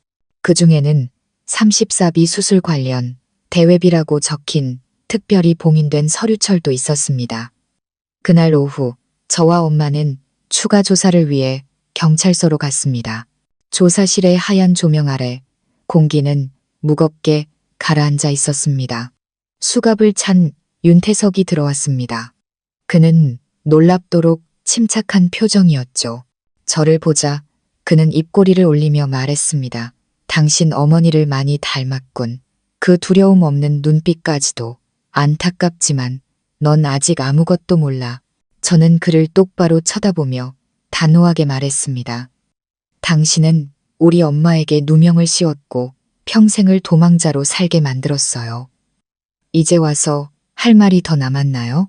그는 고개를 갸웃거렸습니다. 그의 눈빛은 위험하게 번뜩였습니다. 내가 약을 바꿔치기 한 건 맞아. 하지만 난 명령을 따랐을 뿐이야. 나에게 명령한 사람이 누군지 알아? 저는 그대로 굳었습니다. 무슨 소리죠? 윤태석은 마른 웃음을 터뜨렸습니다. 내가 환자를 죽이고 싶었을 것 같아. 아니, 그 수술을 반드시 실패로 만들라는 지시가 있었어.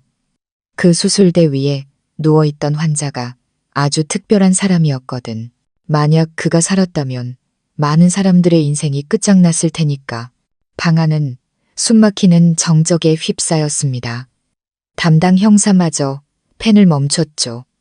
저는 떨리는 목소리로 물었습니다. 그 환자가 누구였는데요? 그는 저를 뚫어지게 쳐다보며 천천히 한 글자씩 말했습니다. 네, 친아버지, 최진혁 의사. 저는 숨이 멎는 것 같았습니다. 눈을 깜빡이는 것조차 잊었죠. 무슨 말도 안 되는 소리를. 윤태석은 희미하게 웃으며 말했습니다. 25년 전 그는 큰 사고를 당해 위독한 상태로 실려왔어. 그 수술은 그가 집도한 게 아니라 그가 받던 수술이었지. 하지만 병원의 거대한 비리를 덮기 위해 그들은 환자 기록을 조작해서 그를 다른 사람으로 둔갑시켰어. 그리고 내 어머니 이수진은 희생양으로 선택된 거고 엄마는 벌떡 일어나 소리쳤습니다. 거짓말. 그 해에 최 원장은 멀쩡하게 일하고 있었어요. 윤태석은 비웃었습니다. 정말 확신하나? 사고 이후에 당신 곁으로 돌아온 그 남자가 정말 최진혁이었을까? 공기가 얼어붙었습니다. 저는 엄마를 돌아보았습니다. 엄마의 얼굴은 새하얗게 질려 있었죠. 말도 안 돼. 난 그 사람과 함께 살았어. 내가 모를 리가 없어. 윤태석은 소리내어 웃었습니다. 당신은 그저 최진혁과 똑같이 생긴 남자를 알았을 뿐이야. 그의 병원 기록에는 환자 최진혁이 수술 후 쇼크로 사망했다고 기록되어 있어. 내가 직접 서명했지. 그리고 지금 최진혁이라는 이름으로 사는 그 남자는 병원의 명예를 지키기 위해 선택된 대역일 뿐이야. 저는 소리쳤습니다. 헛소리 마요. 어떻게 사람을 그렇게 바꿀 수가 있어요? 윤태석은 저를 보았습니다. 그의 눈빛은 강철처럼 차가웠습니다. 그렇게 생각해? 성형수술, 신분세탁, 현대의학으로 못할 게 뭐라고 생각해? 네가 아빠라고 부르는 그 남자는 사실 최진혁의 의대 동기이자 동료 의사였을 뿐이야. 전임 원장에게 큰 빚을 져서 최진혁의 역할을 대신하기로 선택된 거지. 엄마는 의자에 주저앉아 두 손으로 얼굴을 감쌌습니다. 눈물이 쏟아져 내렸죠. 저는 뒷걸음질 쳤습니다. 온몸이 떨렸습니다. 만약 그게 사실이라면 나를 구해준 사람, 내 앞에서 무릎 꿇었던 사람, 지난 며칠간 내가 아빠라고 불렀던 그 남자가 내 친아버지가 아니란 말인가. 형사가 그의 말을 끊었습니다. 윤태석 씨, 당신의 주장을 뒷받침할 증거가 있습니까? 그는 비웃으며 주머니에서 낡은 종이 조각을 꺼냈습니다. 대외비 서류철 안에 진짜 최진혁과 지금의 가짜 최진혁 두 사람의 지문 기록이 들어있소. DNA 대조를 해보면 내 말이 사실이라는 걸 알게 될 거요. 경찰은 즉시 서류를 압수했습니다. 저는 그대로 얼어붙어 있었습니다. 모든 감정이 산산조각 났습니다. 엄마는 흐느꼈습니다. 세상에, 그럼 난 25년 동안 낯선 사람과 함께 살았단 말인가? 저는 할 말을 잃었습니다. 조사실의 시계 소리가 유난히 크게 들렸습니다. 조사가 끝나고 우리는 밖으로 나올 수 있었습니다. 저는 감각 없는 다리로 엄마를 부축하며 걸었습니다. 병원으로 돌아가는 택시 안에서 갑자기 비가 쏟아졌습니다. 저는 창밖을 보며 떨리는 목소리로 말했습니다. 엄마, 만약 저 사람 말이 사실이라면 내 진짜 아빠는 25년 전에 이미 돌아가신 거야. 엄마는 울먹였습니다. 미나야, 믿을 수가 없구나.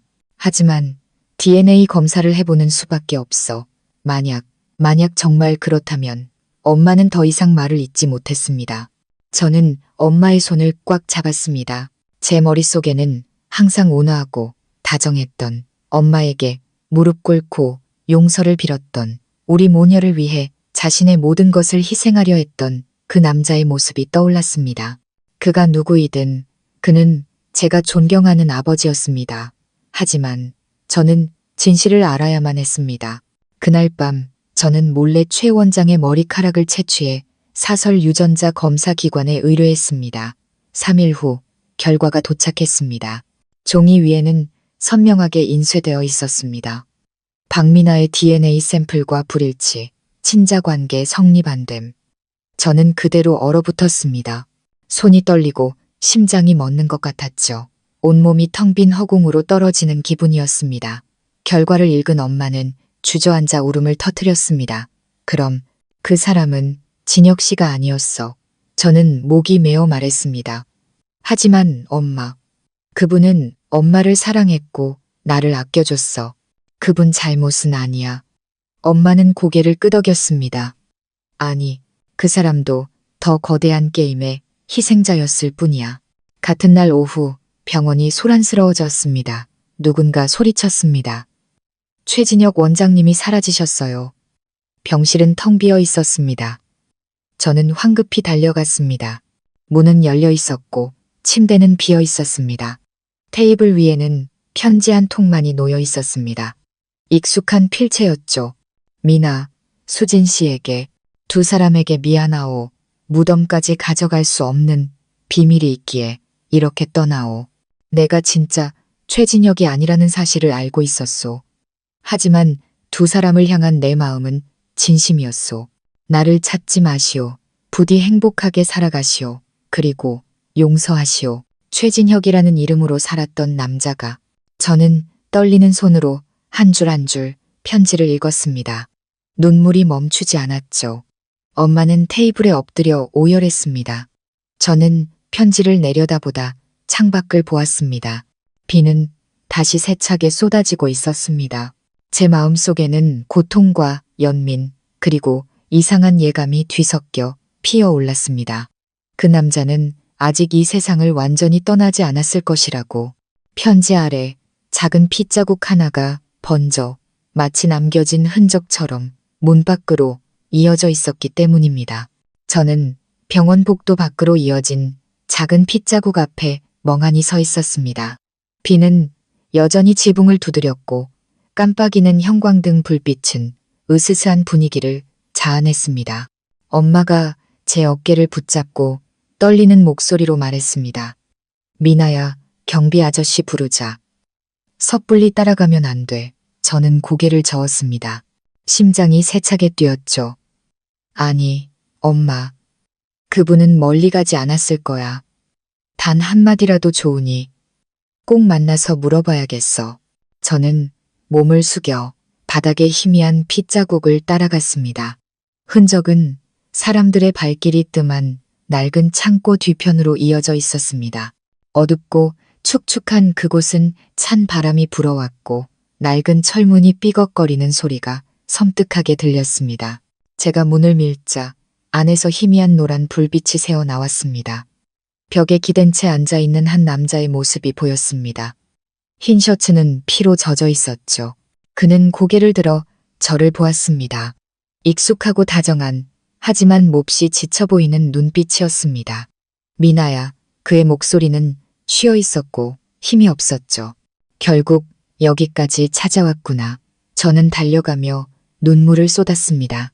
아빠, 왜 숨어 계신 거예요? 윤태석이 한 말 다 들었어요. 아빠가 진짜 최진혁이 아니라는 거. 그는 희미하게 고개를 끄덕였습니다. 눈빛이 아득해졌죠. 그래, 이제 더는 부정할 수 없겠지. 난 최진혁이 아니라 그의 의대 동기이자 가장 친한 친구였던 김민준이다. 저는 그대로 멈춰섰습니다. 그럼 25년 전 그날 도대체 무슨 일이 있었던 거예요? 김민준 씨는 깊은 한숨을 쉬었습니다. 목이 맨 목소리였죠. 그의 진짜 진혁이는 실험실 폭발 사고로 큰 부상을 입었다. 응급실로 실려왔고 내가 수술을 맡게 되었지. 그런데 수술을 시작하려는 순간 윤태석이 뛰어들어와 이 환자를 살리면 안 된다고 했어. 당시 원장이었던 윤희주의 아버지가 내린 명령이라면서 그들이 연루된 의료기기, 비리 사건의 증거를 없애기 위해 마취제를 과다 투여해서 진혁이를 수술대 위에서 죽이라고 협박했지. 저는 할 말을 잃고 뒷걸음질 쳤습니다. 세상에, 그는 말을 이었습니다. 난 따르지 않았어. 하지만 내가 막으려는 순간 너희 엄마가 뛰어들어왔고 내가 진혁이를 해치려는 줄 오해했지. 그녀가 나를 밀치는 바람에 주사기가 떨어졌고 혼란스러운 틈에 진혁이는 마지막 숨을 거뒀다. 그 후 윤태석은 현장을 조작하고 너희 엄마에게 모든 죄를 뒤집어 씌웠어. 그리고 비밀을 지키기 위해 나에게 가짜 서류에 서명하게 하고 진혁이의 신분으로 살아가도록 강요했지. 모든 것이 머릿속에서 뒤엉켰습니다. 저는 두 손을 꽉 쥐었습니다. 그렇다면 왜 25년 동안 최진혁이라는 이름으로 살았던 거예요? 그는 저를 보며 눈물을 흘렸습니다. 너희 엄마를 사랑했기 때문이다. 모든 일이 끝난 후 나도 살해 위협을 받고 떠나야만 했어. 하지만 너희 모녀가 집에서 쫓겨났다는 소식을 듣고 두 사람을 지키기 위해 최진혁의 신분으로 다시 돌아왔다. 다른 사람의 이름으로 사는 죄책감에 시달렸지만 두 사람을 향한 내 마음만큼은 진짜였다. 저는 고개를 숙이고 흐느꼈습니다. 아빠가 누구이든 전 아빠를 제 아빠라고 생각해요. 제가 아플 때 돌봐주고 제 앞에서 무릎 꿇고 용서를 빌고 저를 위해 병원 전체와 맞서 싸운 사람은 아빠뿐이었어요. 그는 희미하게 미소 지으며 떨리는 손으로 제 머리를 쓰다듬었습니다. 미나야, 넌 내 엄마를 닮아 강하고 마음이 따뜻한 아이야. 난 그저 진실이 밝혀졌을 때 너희 모녀가 또다시 상처받을까봐 두려웠을 뿐이다. 그때 엄마가 창고 안으로 들어왔습니다. 그를 보자 엄마는 그대로 멈춰 섰습니다. 눈시울이 붉어졌죠. 정말 당신이었군요. 김민준 씨는 고개를 숙였습니다. 수진 씨, 미안하오. 더 일찍 말할 용기가 없었소. 25년 동안 죄책감 속에서 살았지만 이것만은 알아주시오. 난 단 한 번도 당신을 배신한 적이 없소. 엄마는 목이 메어 말했습니다. 당신을 원망하지 않아요. 다른 사람의 말을 믿었던 내 자신이 원망스러울 뿐. 난 그저 내 딸이 평온하게 살기만을 바랐어요. 갑자기 멀리서 사이렌 소리가 들려왔고 손전등 불빛이 창고 안을 비췄습니다. 한 남자의 목소리가 외쳤습니다. 김민준 씨, 당신을 신분 위조 및 증거언익 혐의로 체포합니다. 순순히 나오시죠. 저는 공포에 질렸습니다. 안 돼요. 이분은 피해자예요. 김민준 씨는 제 손을 잡고 다급하게 말했습니다. 미나야, 내 말 잘 들어. 옛 수술실에 있는 낡은 금고 안에 그날 수술 상황이 녹음된 테이프가 있다. 그게 내가 무죄이고 너희 모녀가 피해자라는 걸 증명할 유일한 증거야. 저들이 없애기 전에 네가 반드시 찾아야 해. 저는 고개를 저으며 눈물을 쏟았습니다. 싫어요. 아빠가 잡혀가게 둘 수 없어요. 그는 미소 지었습니다. 그 눈빛은 사랑으로 가득 차 있었죠. 난 이제 늙었다. 하지만 넌 창창한 미래가 있잖니. 어서 가거라, 내 딸. 그는 저를 문 쪽으로 세게 밀었습니다. 경찰들이 들이닥치며 소리쳤습니다. 멈춰, 무기 버려. 제가 마지막으로 본 것은 두 손을 들어 올리는 김민준 씨의 모습이었습니다. 불빛이 그의 얼굴을 비췄고 그의 눈은 여전히 저를 향해 따뜻하게 미소 짓고 있었습니다. 그날 밤 저는 낡은 기록 보관실에 숨어들어 아빠가 말한 금고를 찾았습니다. 먼지가 가득하고 녹슨 자물쇠였지만 쇠막대를 이용해 겨우 열 수 있었습니다. 마침내 철컥 소리와 함께 금고 문이 열렸습니다. 안에는 작은 녹음 테이프 하나와 누렇게 변한 종이 한 장이 있었습니다. 가장 믿을 수 있는 사람에게 이 증거를 맡긴다. 저는 테이프를 제 생기에 넣었습니다. 한 남자의 힘없는 목소리가 흘러나왔습니다. 진짜 최진혁의 목소리였습니다. 만약 누군가 이 녹음을 듣는다면 나는 이미 죽었을 것이다.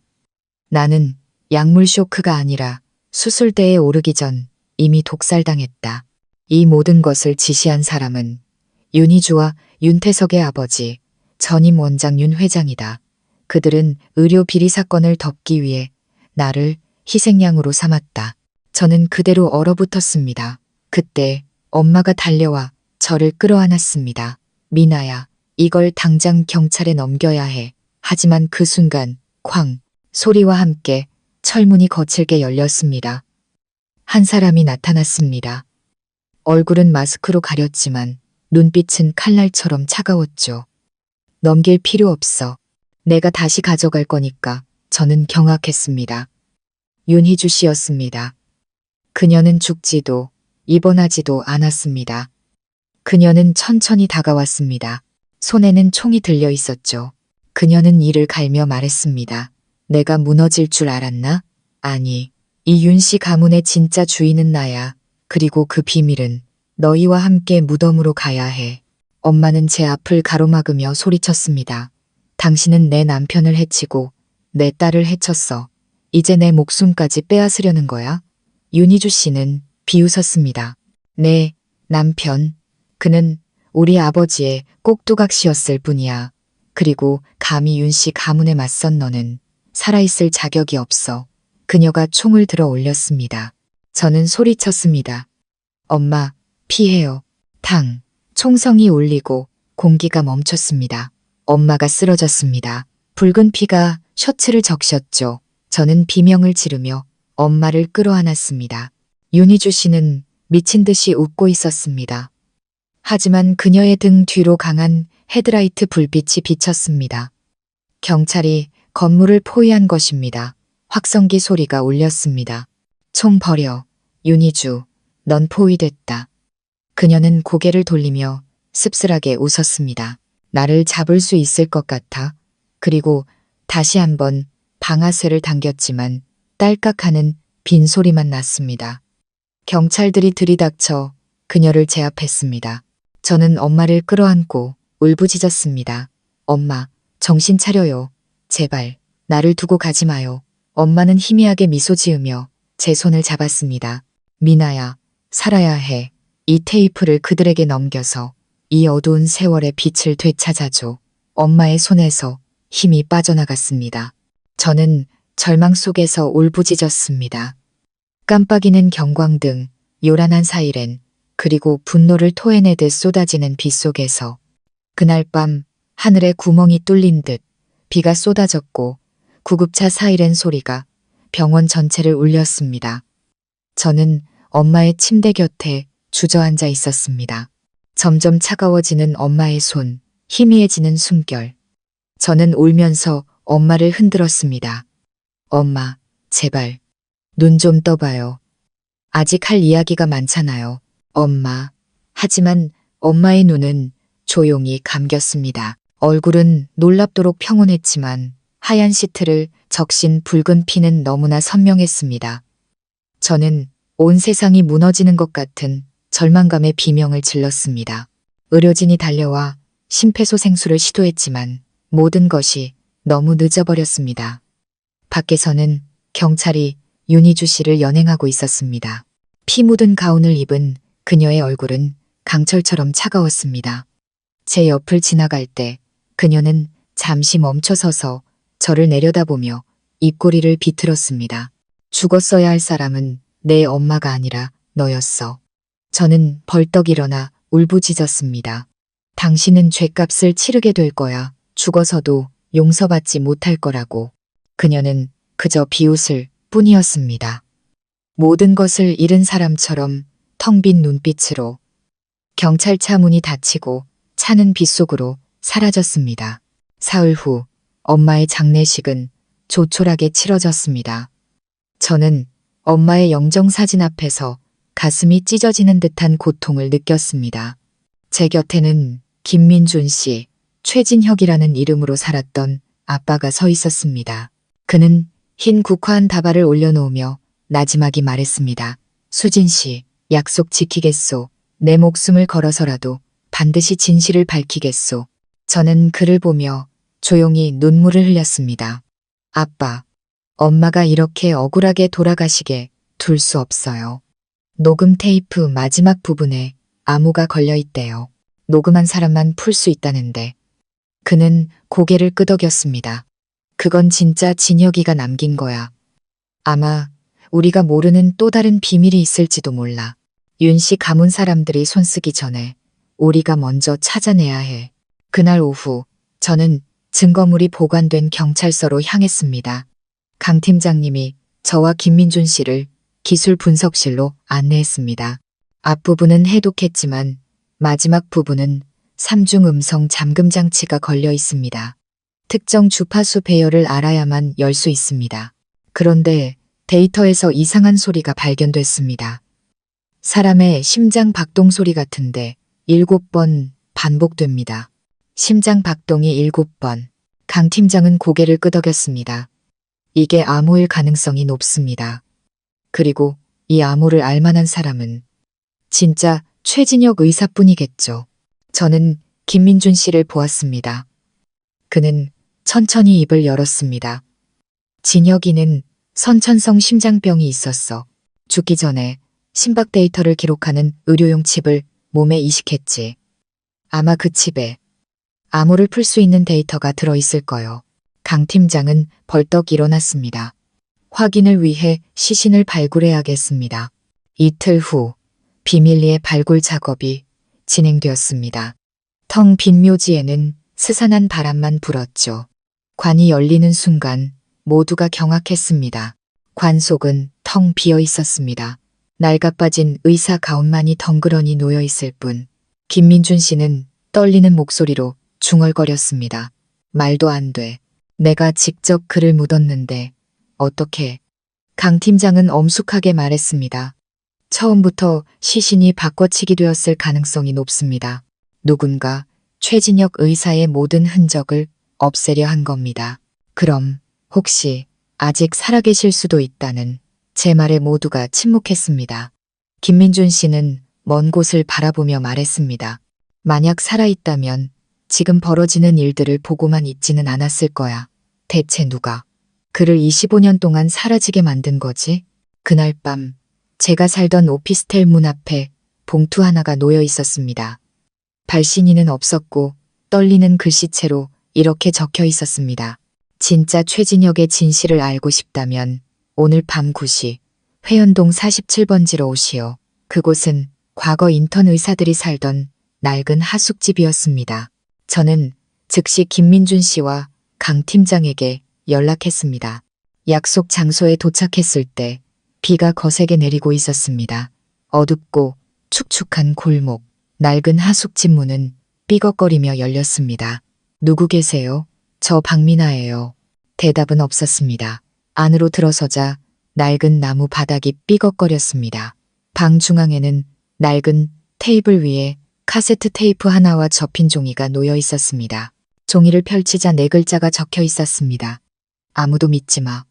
저는 떨리는 손으로 테이프를 재생했습니다. 지지직거리는 소음과 함께 한 남자의 쉰 목소리가 흘러나왔습니다. 박민아, 이 녹음을 듣는다면 나는 아직 살아있다. 내가 진짜 최진혁이다. 조심해라. 네가 가장 믿는 사람이 바로 네 어머니를 죽인 범인이다. 저는 그대로 얼어붙었습니다. 심장이 멎는 것 같았죠. 네, 어머니를 죽인 범인. 그 순간 등 뒤에서 발소리가 들렸습니다. 돌아보니 김민준 씨가 굳은 얼굴로 서 있었습니다. 저는 뒷걸음질 쳤습니다. 아빠, 언제부터 여기 계셨어요? 그는 천천히 다가오며 말했습니다.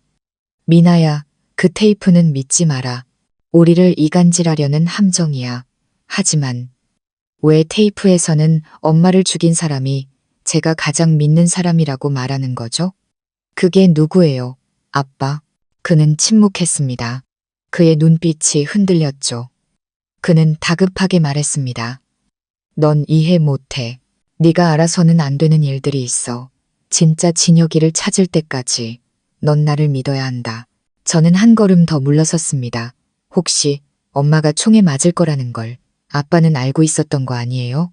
김민준 씨는 주먹을 꽉 쥐었습니다. 미나야, 그런 말 마라. 난 누구도 해칠 생각이 없었어. 하지만 저는 보았습니다. 그의 손에 묻어있는 검붉은 핏자국을. 그것은 엄마의 피가 아니었습니다. 등골이 서늘해졌습니다. 아빠, 손에 그 피는 뭐예요? 그는 자신의 손을 보고는 화들짝 놀라며 등 뒤로 감췄습니다. 그의 목소리는 이상할 정도로 차갑게 가라앉았습니다. 미나야, 날 믿어야 한다. 내가 하는 모든 일은 널 지키기 위해서야. 쾅! 문이 열리며 강 팀장과 경찰들이 들이닥쳤습니다. 총구가 그를 향했죠. 김민준, 무기 버려. 당신을 증거 은닉 및 살인 혐의로 체포한다. 저는 경악했습니다. 살인? 말도 안 돼. 김민준 씨는 돌아보며 소리쳤습니다. 아무도 날 이해 못해. 이건 전부 오해였어. 그들이 모든 증인을 없애려 했고 난 정당방위였을 뿐이라고. 그는 주머니에서 번쩍이는 무언가를 꺼냈습니다. 총이 아닌 낡은 수술용 메스였습니다. 칼 버려. 김민준 씨는 비웃었습니다. 빗물과 눈물이 뒤섞여 흘러내렸죠. 당신들은 몰라. 난 너무 오랫동안 다른 사람의 인생을 대신 살아왔어. 이제 끝내야 할 때가 왔어. 그리고 모두가 반응하기도 전에 그는 칼끝을 자신에게로 돌려 가슴을 찔렀습니다. 저는 비명을 질렀습니다. 아빠, 피가 튀었고 그는 쓰러졌습니다. 그의 눈은 저를 향해 있었습니다. 미나야, 창고 금고. 사진, 그게 진짜. 최진혁이 누군지. 그는 제 품에서 숨을 거두었습니다. 밖에서는 천둥이 울었습니다. 저는 그의 시신 곁에 주저앉아 있었습니다. 엄마는 죽고 아빠는 자살하고 진실은 아직도 어둠 속에 있었습니다. 날이 밝아오고 있었습니다. 비는 여전히 추적추적 내렸고 마치 아직 평온을 찾지 못한 영혼들을 위해 오는 것 같았습니다. 저는 김민준 씨의 시신 앞에서 넋을 잃고 앉아 있었습니다. 눈은 퉁퉁 부어 있었고 손에는 그의 마른 피가 묻어 있었죠. 밖에서는 경찰들이 현장을 정리하고 있었고 강 팀장님은 제 곁에 서서 조용히 저를 바라보다가 말했습니다. 박민아 씨, 충격이 크다는 거 압니다. 하지만 이제 이 모든 일을 밝힐 수 있는 사람은 당신뿐입니다. 그분이 창고의 금고에 대해 말했습니다. 저희가 그곳까지 동행하겠습니다. 저는 눈물을 닦고 고개를 끄덕였습니다. 목소리는 갈라져 힘이 없었죠. 네, 가야죠. 아무리 고통스러워도 진실은 알아야 하니까요. 병원의 낡은 창고는 몇 년 동안 버려져 있었습니다. 우리가 도착했을 때 문은 녹슨 쇠사슬로 잠겨 있었죠. 강 팀장님이 절단기로 사슬을 끊고는 말했습니다. 저와 함께 들어가시죠. 다른 사람들은 뒤에 계십시오. 안에서는 퀴퀴한 곰팡이와 낡은 소독약 냄새가 진동했습니다. 손전등 불빛이 먼지 쌓인 철제 캐비닛들을 비췄습니다. 방구석, 낡은 커튼 뒤에 커다란 금고가 있었습니다. 저는 김민준 씨가 말한 것이 이것임을 직감했습니다. 저는 무릎을 꿇고 떨리는 손으로 금고문을 열었습니다. 안에는 낡은 사진 한 장, 가족 수첩, 그리고 빛바랜 주민등록증이 있었습니다. 저는 사진을 집어들었습니다. 심장이 멎는 것 같았죠. 사진 속에는 엄마와 서류에서 보았던 진짜 최진혁 의사, 그리고 엉덩이 왼쪽에 저와 똑같은 붉은 모반이 있는 갓난아기가 있었습니다. 사진 아래에는 손글씨로 이렇게 적혀 있었습니다. 5년 5월 5일 진혁과 희주의 첫 달. 저는 그대로 얼어붙었습니다. 세상의 모든 소리가 사라진 것 같았죠. 제 입술이 떨렸습니다. 말도 안 돼. 진혁과 희주의 딸. 강 팀장님이 놀라 물었습니다. 박민아 씨, 뭐라고 하셨습니까? 저는 그를 보며 눈물을 쏟았습니다. 이 사진이 사실이라면 저는 이수진 여사의 딸이 아니에요. 저는 최진혁과 윤희주의 친딸이에요. 머릿속이 터져버릴 것 같았습니다. 저는 뒷걸음질 치며 사진을 떨어뜨렸습니다. 흩어져 있던 모든 조각들이 맞춰지기 시작했습니다. 대대로 내려온다는 모반, 저를 보고 이상한 반응을 보였던 윤희주 씨, 그리고 체포될 때 그녀의 눈빛에 서려 있던 것은 증오가 아닌 두려움이었습니다. 강 팀장님이 제 어깨를 잡았습니다. 진정해요. 이건 조작된 것일 수도 있습니다. 저는 고개를 저으며 울먹였습니다. 아니에요. 모든 게 맞아떨어져요. 저희 엄마가 저를 데리고 떠났을 때 윤희주 씨는 미숙아를 낳았다고 했어요. 아마 그때 산부인과에서 아이가 바뀌었거나 혹은 그녀가 직접 우리는 가족 수첩을 펼쳤습니다. 그 안에는 업무 일지 외에 급하게 쓴 듯한 글들이 있었습니다. 5월 5일 아기가 간호사 이수진과 함께 퇴원했다. 그 여자가 우리 아이를 데려가는 사람이라고 했다. 이상했지만 물어볼 수 없었다. 5월 5일 윤 회장이 나를 불렀다. 윤희주의 출산에 대해 언급하는 자는 해고될 것이라고 했다. 5월 15일 신생아실에서 아기 울음소리가 들렸다. 들어가 보니 두 아기가 나란히 누워 있었다. 한 아이는 붉은 모반이 있었고 다른 아이는 없었다. 다음 날 아침 한 아이만 남아 있었다. 다른 아이는 죽었다고 했다. 저는 거기까지 읽고는 더 이상 말을 잇지 못했습니다. 강 팀장님은 저를 보았습니다. 그의 눈에도 충격이 어려 있었죠. 박민아 씨, 당신이 바로 그날 바뀐 아기일지도 모릅니다. 저는 수첩을 꽉 쥐었습니다. 눈물이 멈추지 않았죠. 세상에. 그럼 이수진 엄마는 평생 자신을 해친 원수의 딸을 키웠던 것이고 윤희주 씨는 자신의 친딸을 증오했던 거구나. 저는 바닥에 주저앉아 오열했습니다.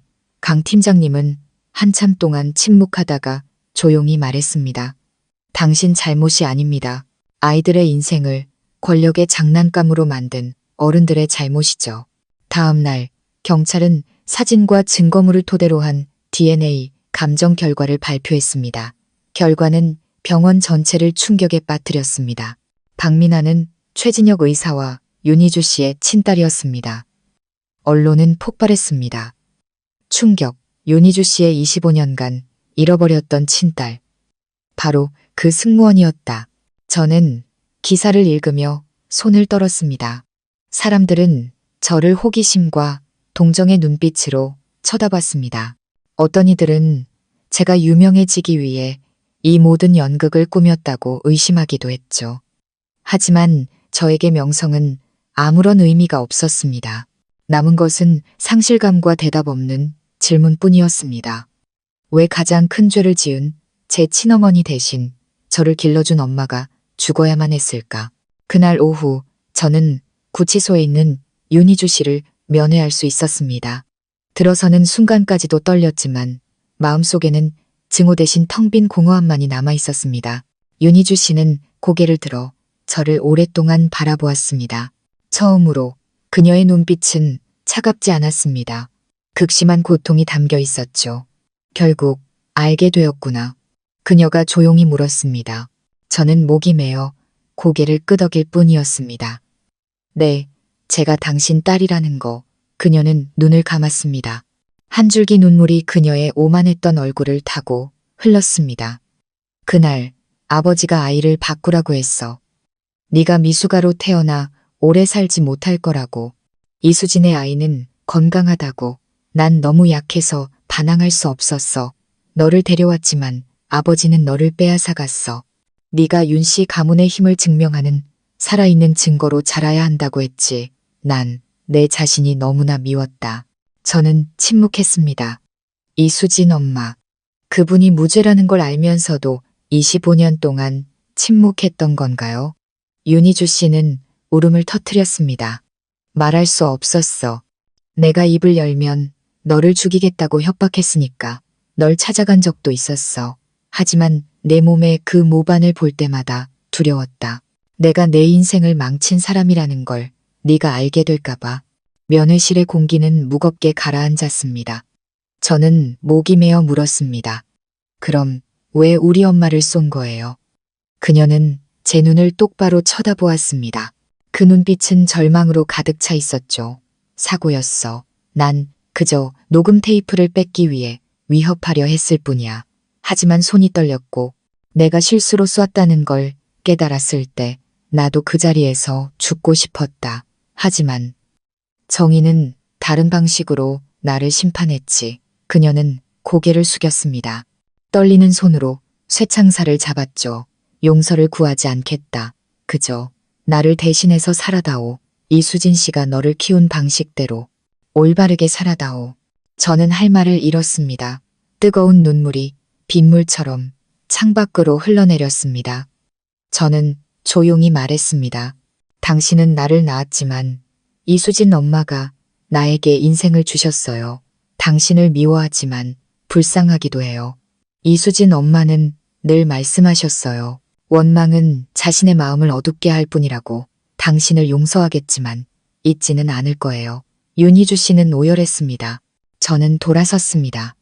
마지막으로 바람처럼 가벼운 한마디를 남기고 저는 제 엄마가 바랐던 방식대로 살아갈 거예요.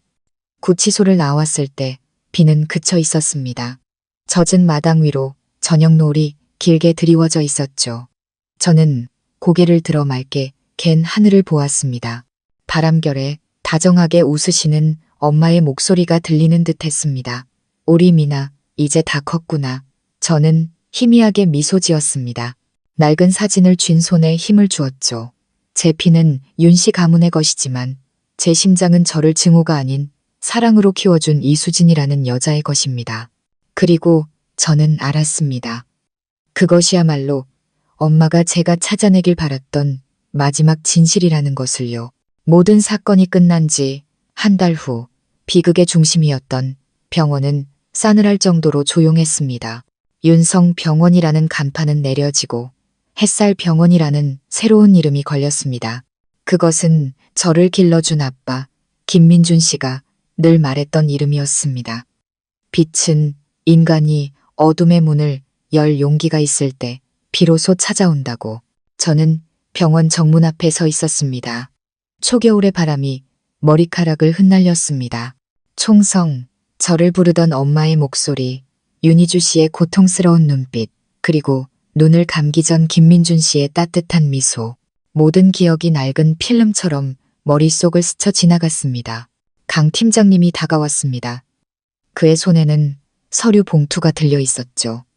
박민아 씨, 법원의 최종 판결입니다. 윤희주 씨는 무기징역을 선고받았지만 자백을 참작하여 일부 감형되었습니다.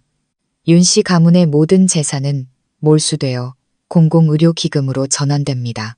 그리고 당신은, 그는 잠시 말을 멈추고 저를 깊이 바라보았습니다. 윤 씨 가문의 마지막 합법적 상속인입니다. 저는 씁쓸하게 웃었습니다. 상속인이요? 수많은 사람을 죽음으로 몰고 한 가정을 파탄낸 그 이름을요? 저는 아무것도 원하지 않아요. 강 팀장님은 조용히 말했습니다. 그 가문을 미워할 수는 있습니다. 하지만 그 이야기의 결말을 다시 쓸 수 있는 선택권도 당신에게 있습니다. 누구도 다른 사람의 죄를 짊어지고 태어나진 않습니다. 무슨 말인지 알죠? 저는 그를 돌아보았습니다. 그의 말이 맞았습니다. 하지만 저는 두려웠습니다. 이곳에 남으면 저 역시 그들처럼 차갑고 계산적인 사람이 되어버릴까봐. 그는 희미하게 미소 지었습니다. 그렇다면 이곳이 다시 과거로 돌아가지 않도록 지켜주는 건 어떻습니까? 그날 오후 저는 이수진 엄마가 살던 낡은 집으로 돌아갔습니다. 여전히 은은한 목련 향기가 났고 창문 커튼이 바람에 가볍게 흔들렸습니다. 방 안의 모든 것은 그대로였습니다. 엄마의 사진이 놓인 제사상에 향을 피우며 조용히 말했습니다. 엄마, 이제 모든 걸 알았어요. 엄마는 이제 안 계시지만 왜 항상 용서가 가장 고귀한 삶의 방식이라고 가르쳐 주셨는지 이제는 알 것 같아요. 저는 무릎을 꿇고 눈물을 흘렸습니다. 엄마도 아빠도 없지만 저에겐 추억과 엄마가 남겨주신 가르침이 있어요. 그 모든 것들이 헛되지 않게 할게요. 저는 주머니에서 낡은 사진을 꺼내 엄마의 영정사진 옆에 놓았습니다. 그 사진은 이제 두세 개를 잇는 다리가 되었습니다. 저를 낳아준 사람과 저를 사람으로 만들어준 사람. 그날 밤 저는 오랫동안 그곳에 앉아 있었습니다. 바람이 커튼을 흔들었고 피어오르는 향 연기 속에서 엄마가 제 곁에 앉아 머리를 쓰다듬어 주시는 것 같았습니다. 미나야, 빛처럼 살아가렴. 너무 눈부실 필요는 없어. 다른 사람의 길을 비춰줄 수 있을 만큼이면 충분하단다. 다음 날 아침, 저는 교도소로 이송되기 전 마지막으로 윤희주 씨를 찾아갔습니다. 그녀는 수척했지만 눈빛은 이전보다 한결 편안해 보였습니다. 미나야, 나를 배웅하러 왔구나. 저는 조용히 고개를 끄덕였습니다. 네, 그리고 작별 인사를 하러요. 그녀는 슬프게 미소 지었습니다. 네가 날 평생 용서하지 않을 거라는 거 알아. 저는 그녀를 오랫동안 바라보다가 나지막이 대답했습니다. 아니요, 저는 이미 용서했어요. 이수진 엄마가 가르쳐 주셨어요. 원망은 짐이 될 뿐이라고. 저는 복수를 위해서가 아니라 모든 증오를 끝내기 위해 살고 싶어요. 하지만 저는 말을 멈췄습니다. 눈물이 차올랐죠. 당신, 단 한 번이라도 저를 진심으로 사랑한 적이 있나요? 윤희주 씨는 그대로 굳었습니다. 그녀의 눈에 눈물이 고였습니다. 널 낳은 그날부터 난 너를 잃었다. 평생을 권력과 명예, 그리고 복수에 대한 두려움 속에서 미친 듯이 살았지. 하지만 그날 내 양어머니의 시신 곁에서 네가 우는 모습을 봤을 때 깨달았어. 모성애는 핏줄이 아니라 심장에 있다는 걸. 만약 다음 생이 있다면 단 한 번만이라도 너를 안아보고 내 딸 미나라고 불러보고 싶구나.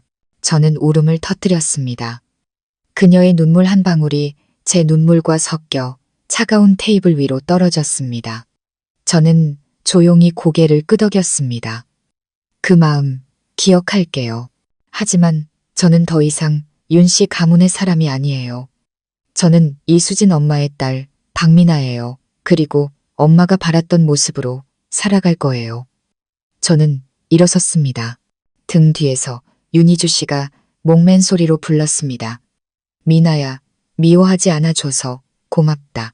교도소 문이 닫히는 소리는 건조했지만 제 마음속 무언가는 가볍고도 아프게 닫혔습니다. 일주일 후 저는 보건복지부로부터 한 통의 편지를 받았습니다. 외딴 지역의 의료 봉사 프로그램에 참여해달라는 제안이었습니다. 저는 미소 지었습니다. 아마 이것이 이수진 엄마가 바라던 제 길일지도 모릅니다. 엄마처럼 의사가 되지는 못했지만 여전히 제 손과 마음으로 사람들을 돕는 삶. 짐을 싸던 아침, 낯선 번호로 문자가 왔습니다. 김민준 씨의 낡은 여행 가방 안의 상자를 열어보세요. 그분이 당신에게 남긴 것이 있을 겁니다. 저는 급히 옷장을 열어 아빠가 남긴 낡은 가방을 꺼냈습니다. 안에는 낡은 손목시계와 접힌 종이 한 장이 있었습니다. 미나야, 이 글을 읽는다면 나는 이제 편히 쉴 수 있겠구나. 내가 빛을 선택할 거라는 걸 알고 있었다. 이 시계는 내가 가장 존경했던 친구, 진짜 최진혁의 것이다. 25년 동안 간직하다가 이제 너에게 남긴다. 시계 뒷면에는 내가 평생 열어볼 용기가 없었던 것이 있다. 네가 진정으로 준비되었을 때 열어보거라. 저는 조심스럽게 시계 뒷면을 돌렸습니다. 안에는 작은 종이 조각이 있었습니다. 가느다란 글씨체로 이렇게 적혀 있었죠. 세상에서 가장 소중한 것이 무엇이냐 묻는다면 그것은 진실이 아니라 함이다. 저는 그대로 앉아 눈물을 흘렸습니다. 그 소박한 한마디가 제 마음속에 남은 모든 증오를 씻어내는 것 같았습니다. 저는 미소 지으며 시계를 꽉 쥐고 속삭였습니다. 감사합니다.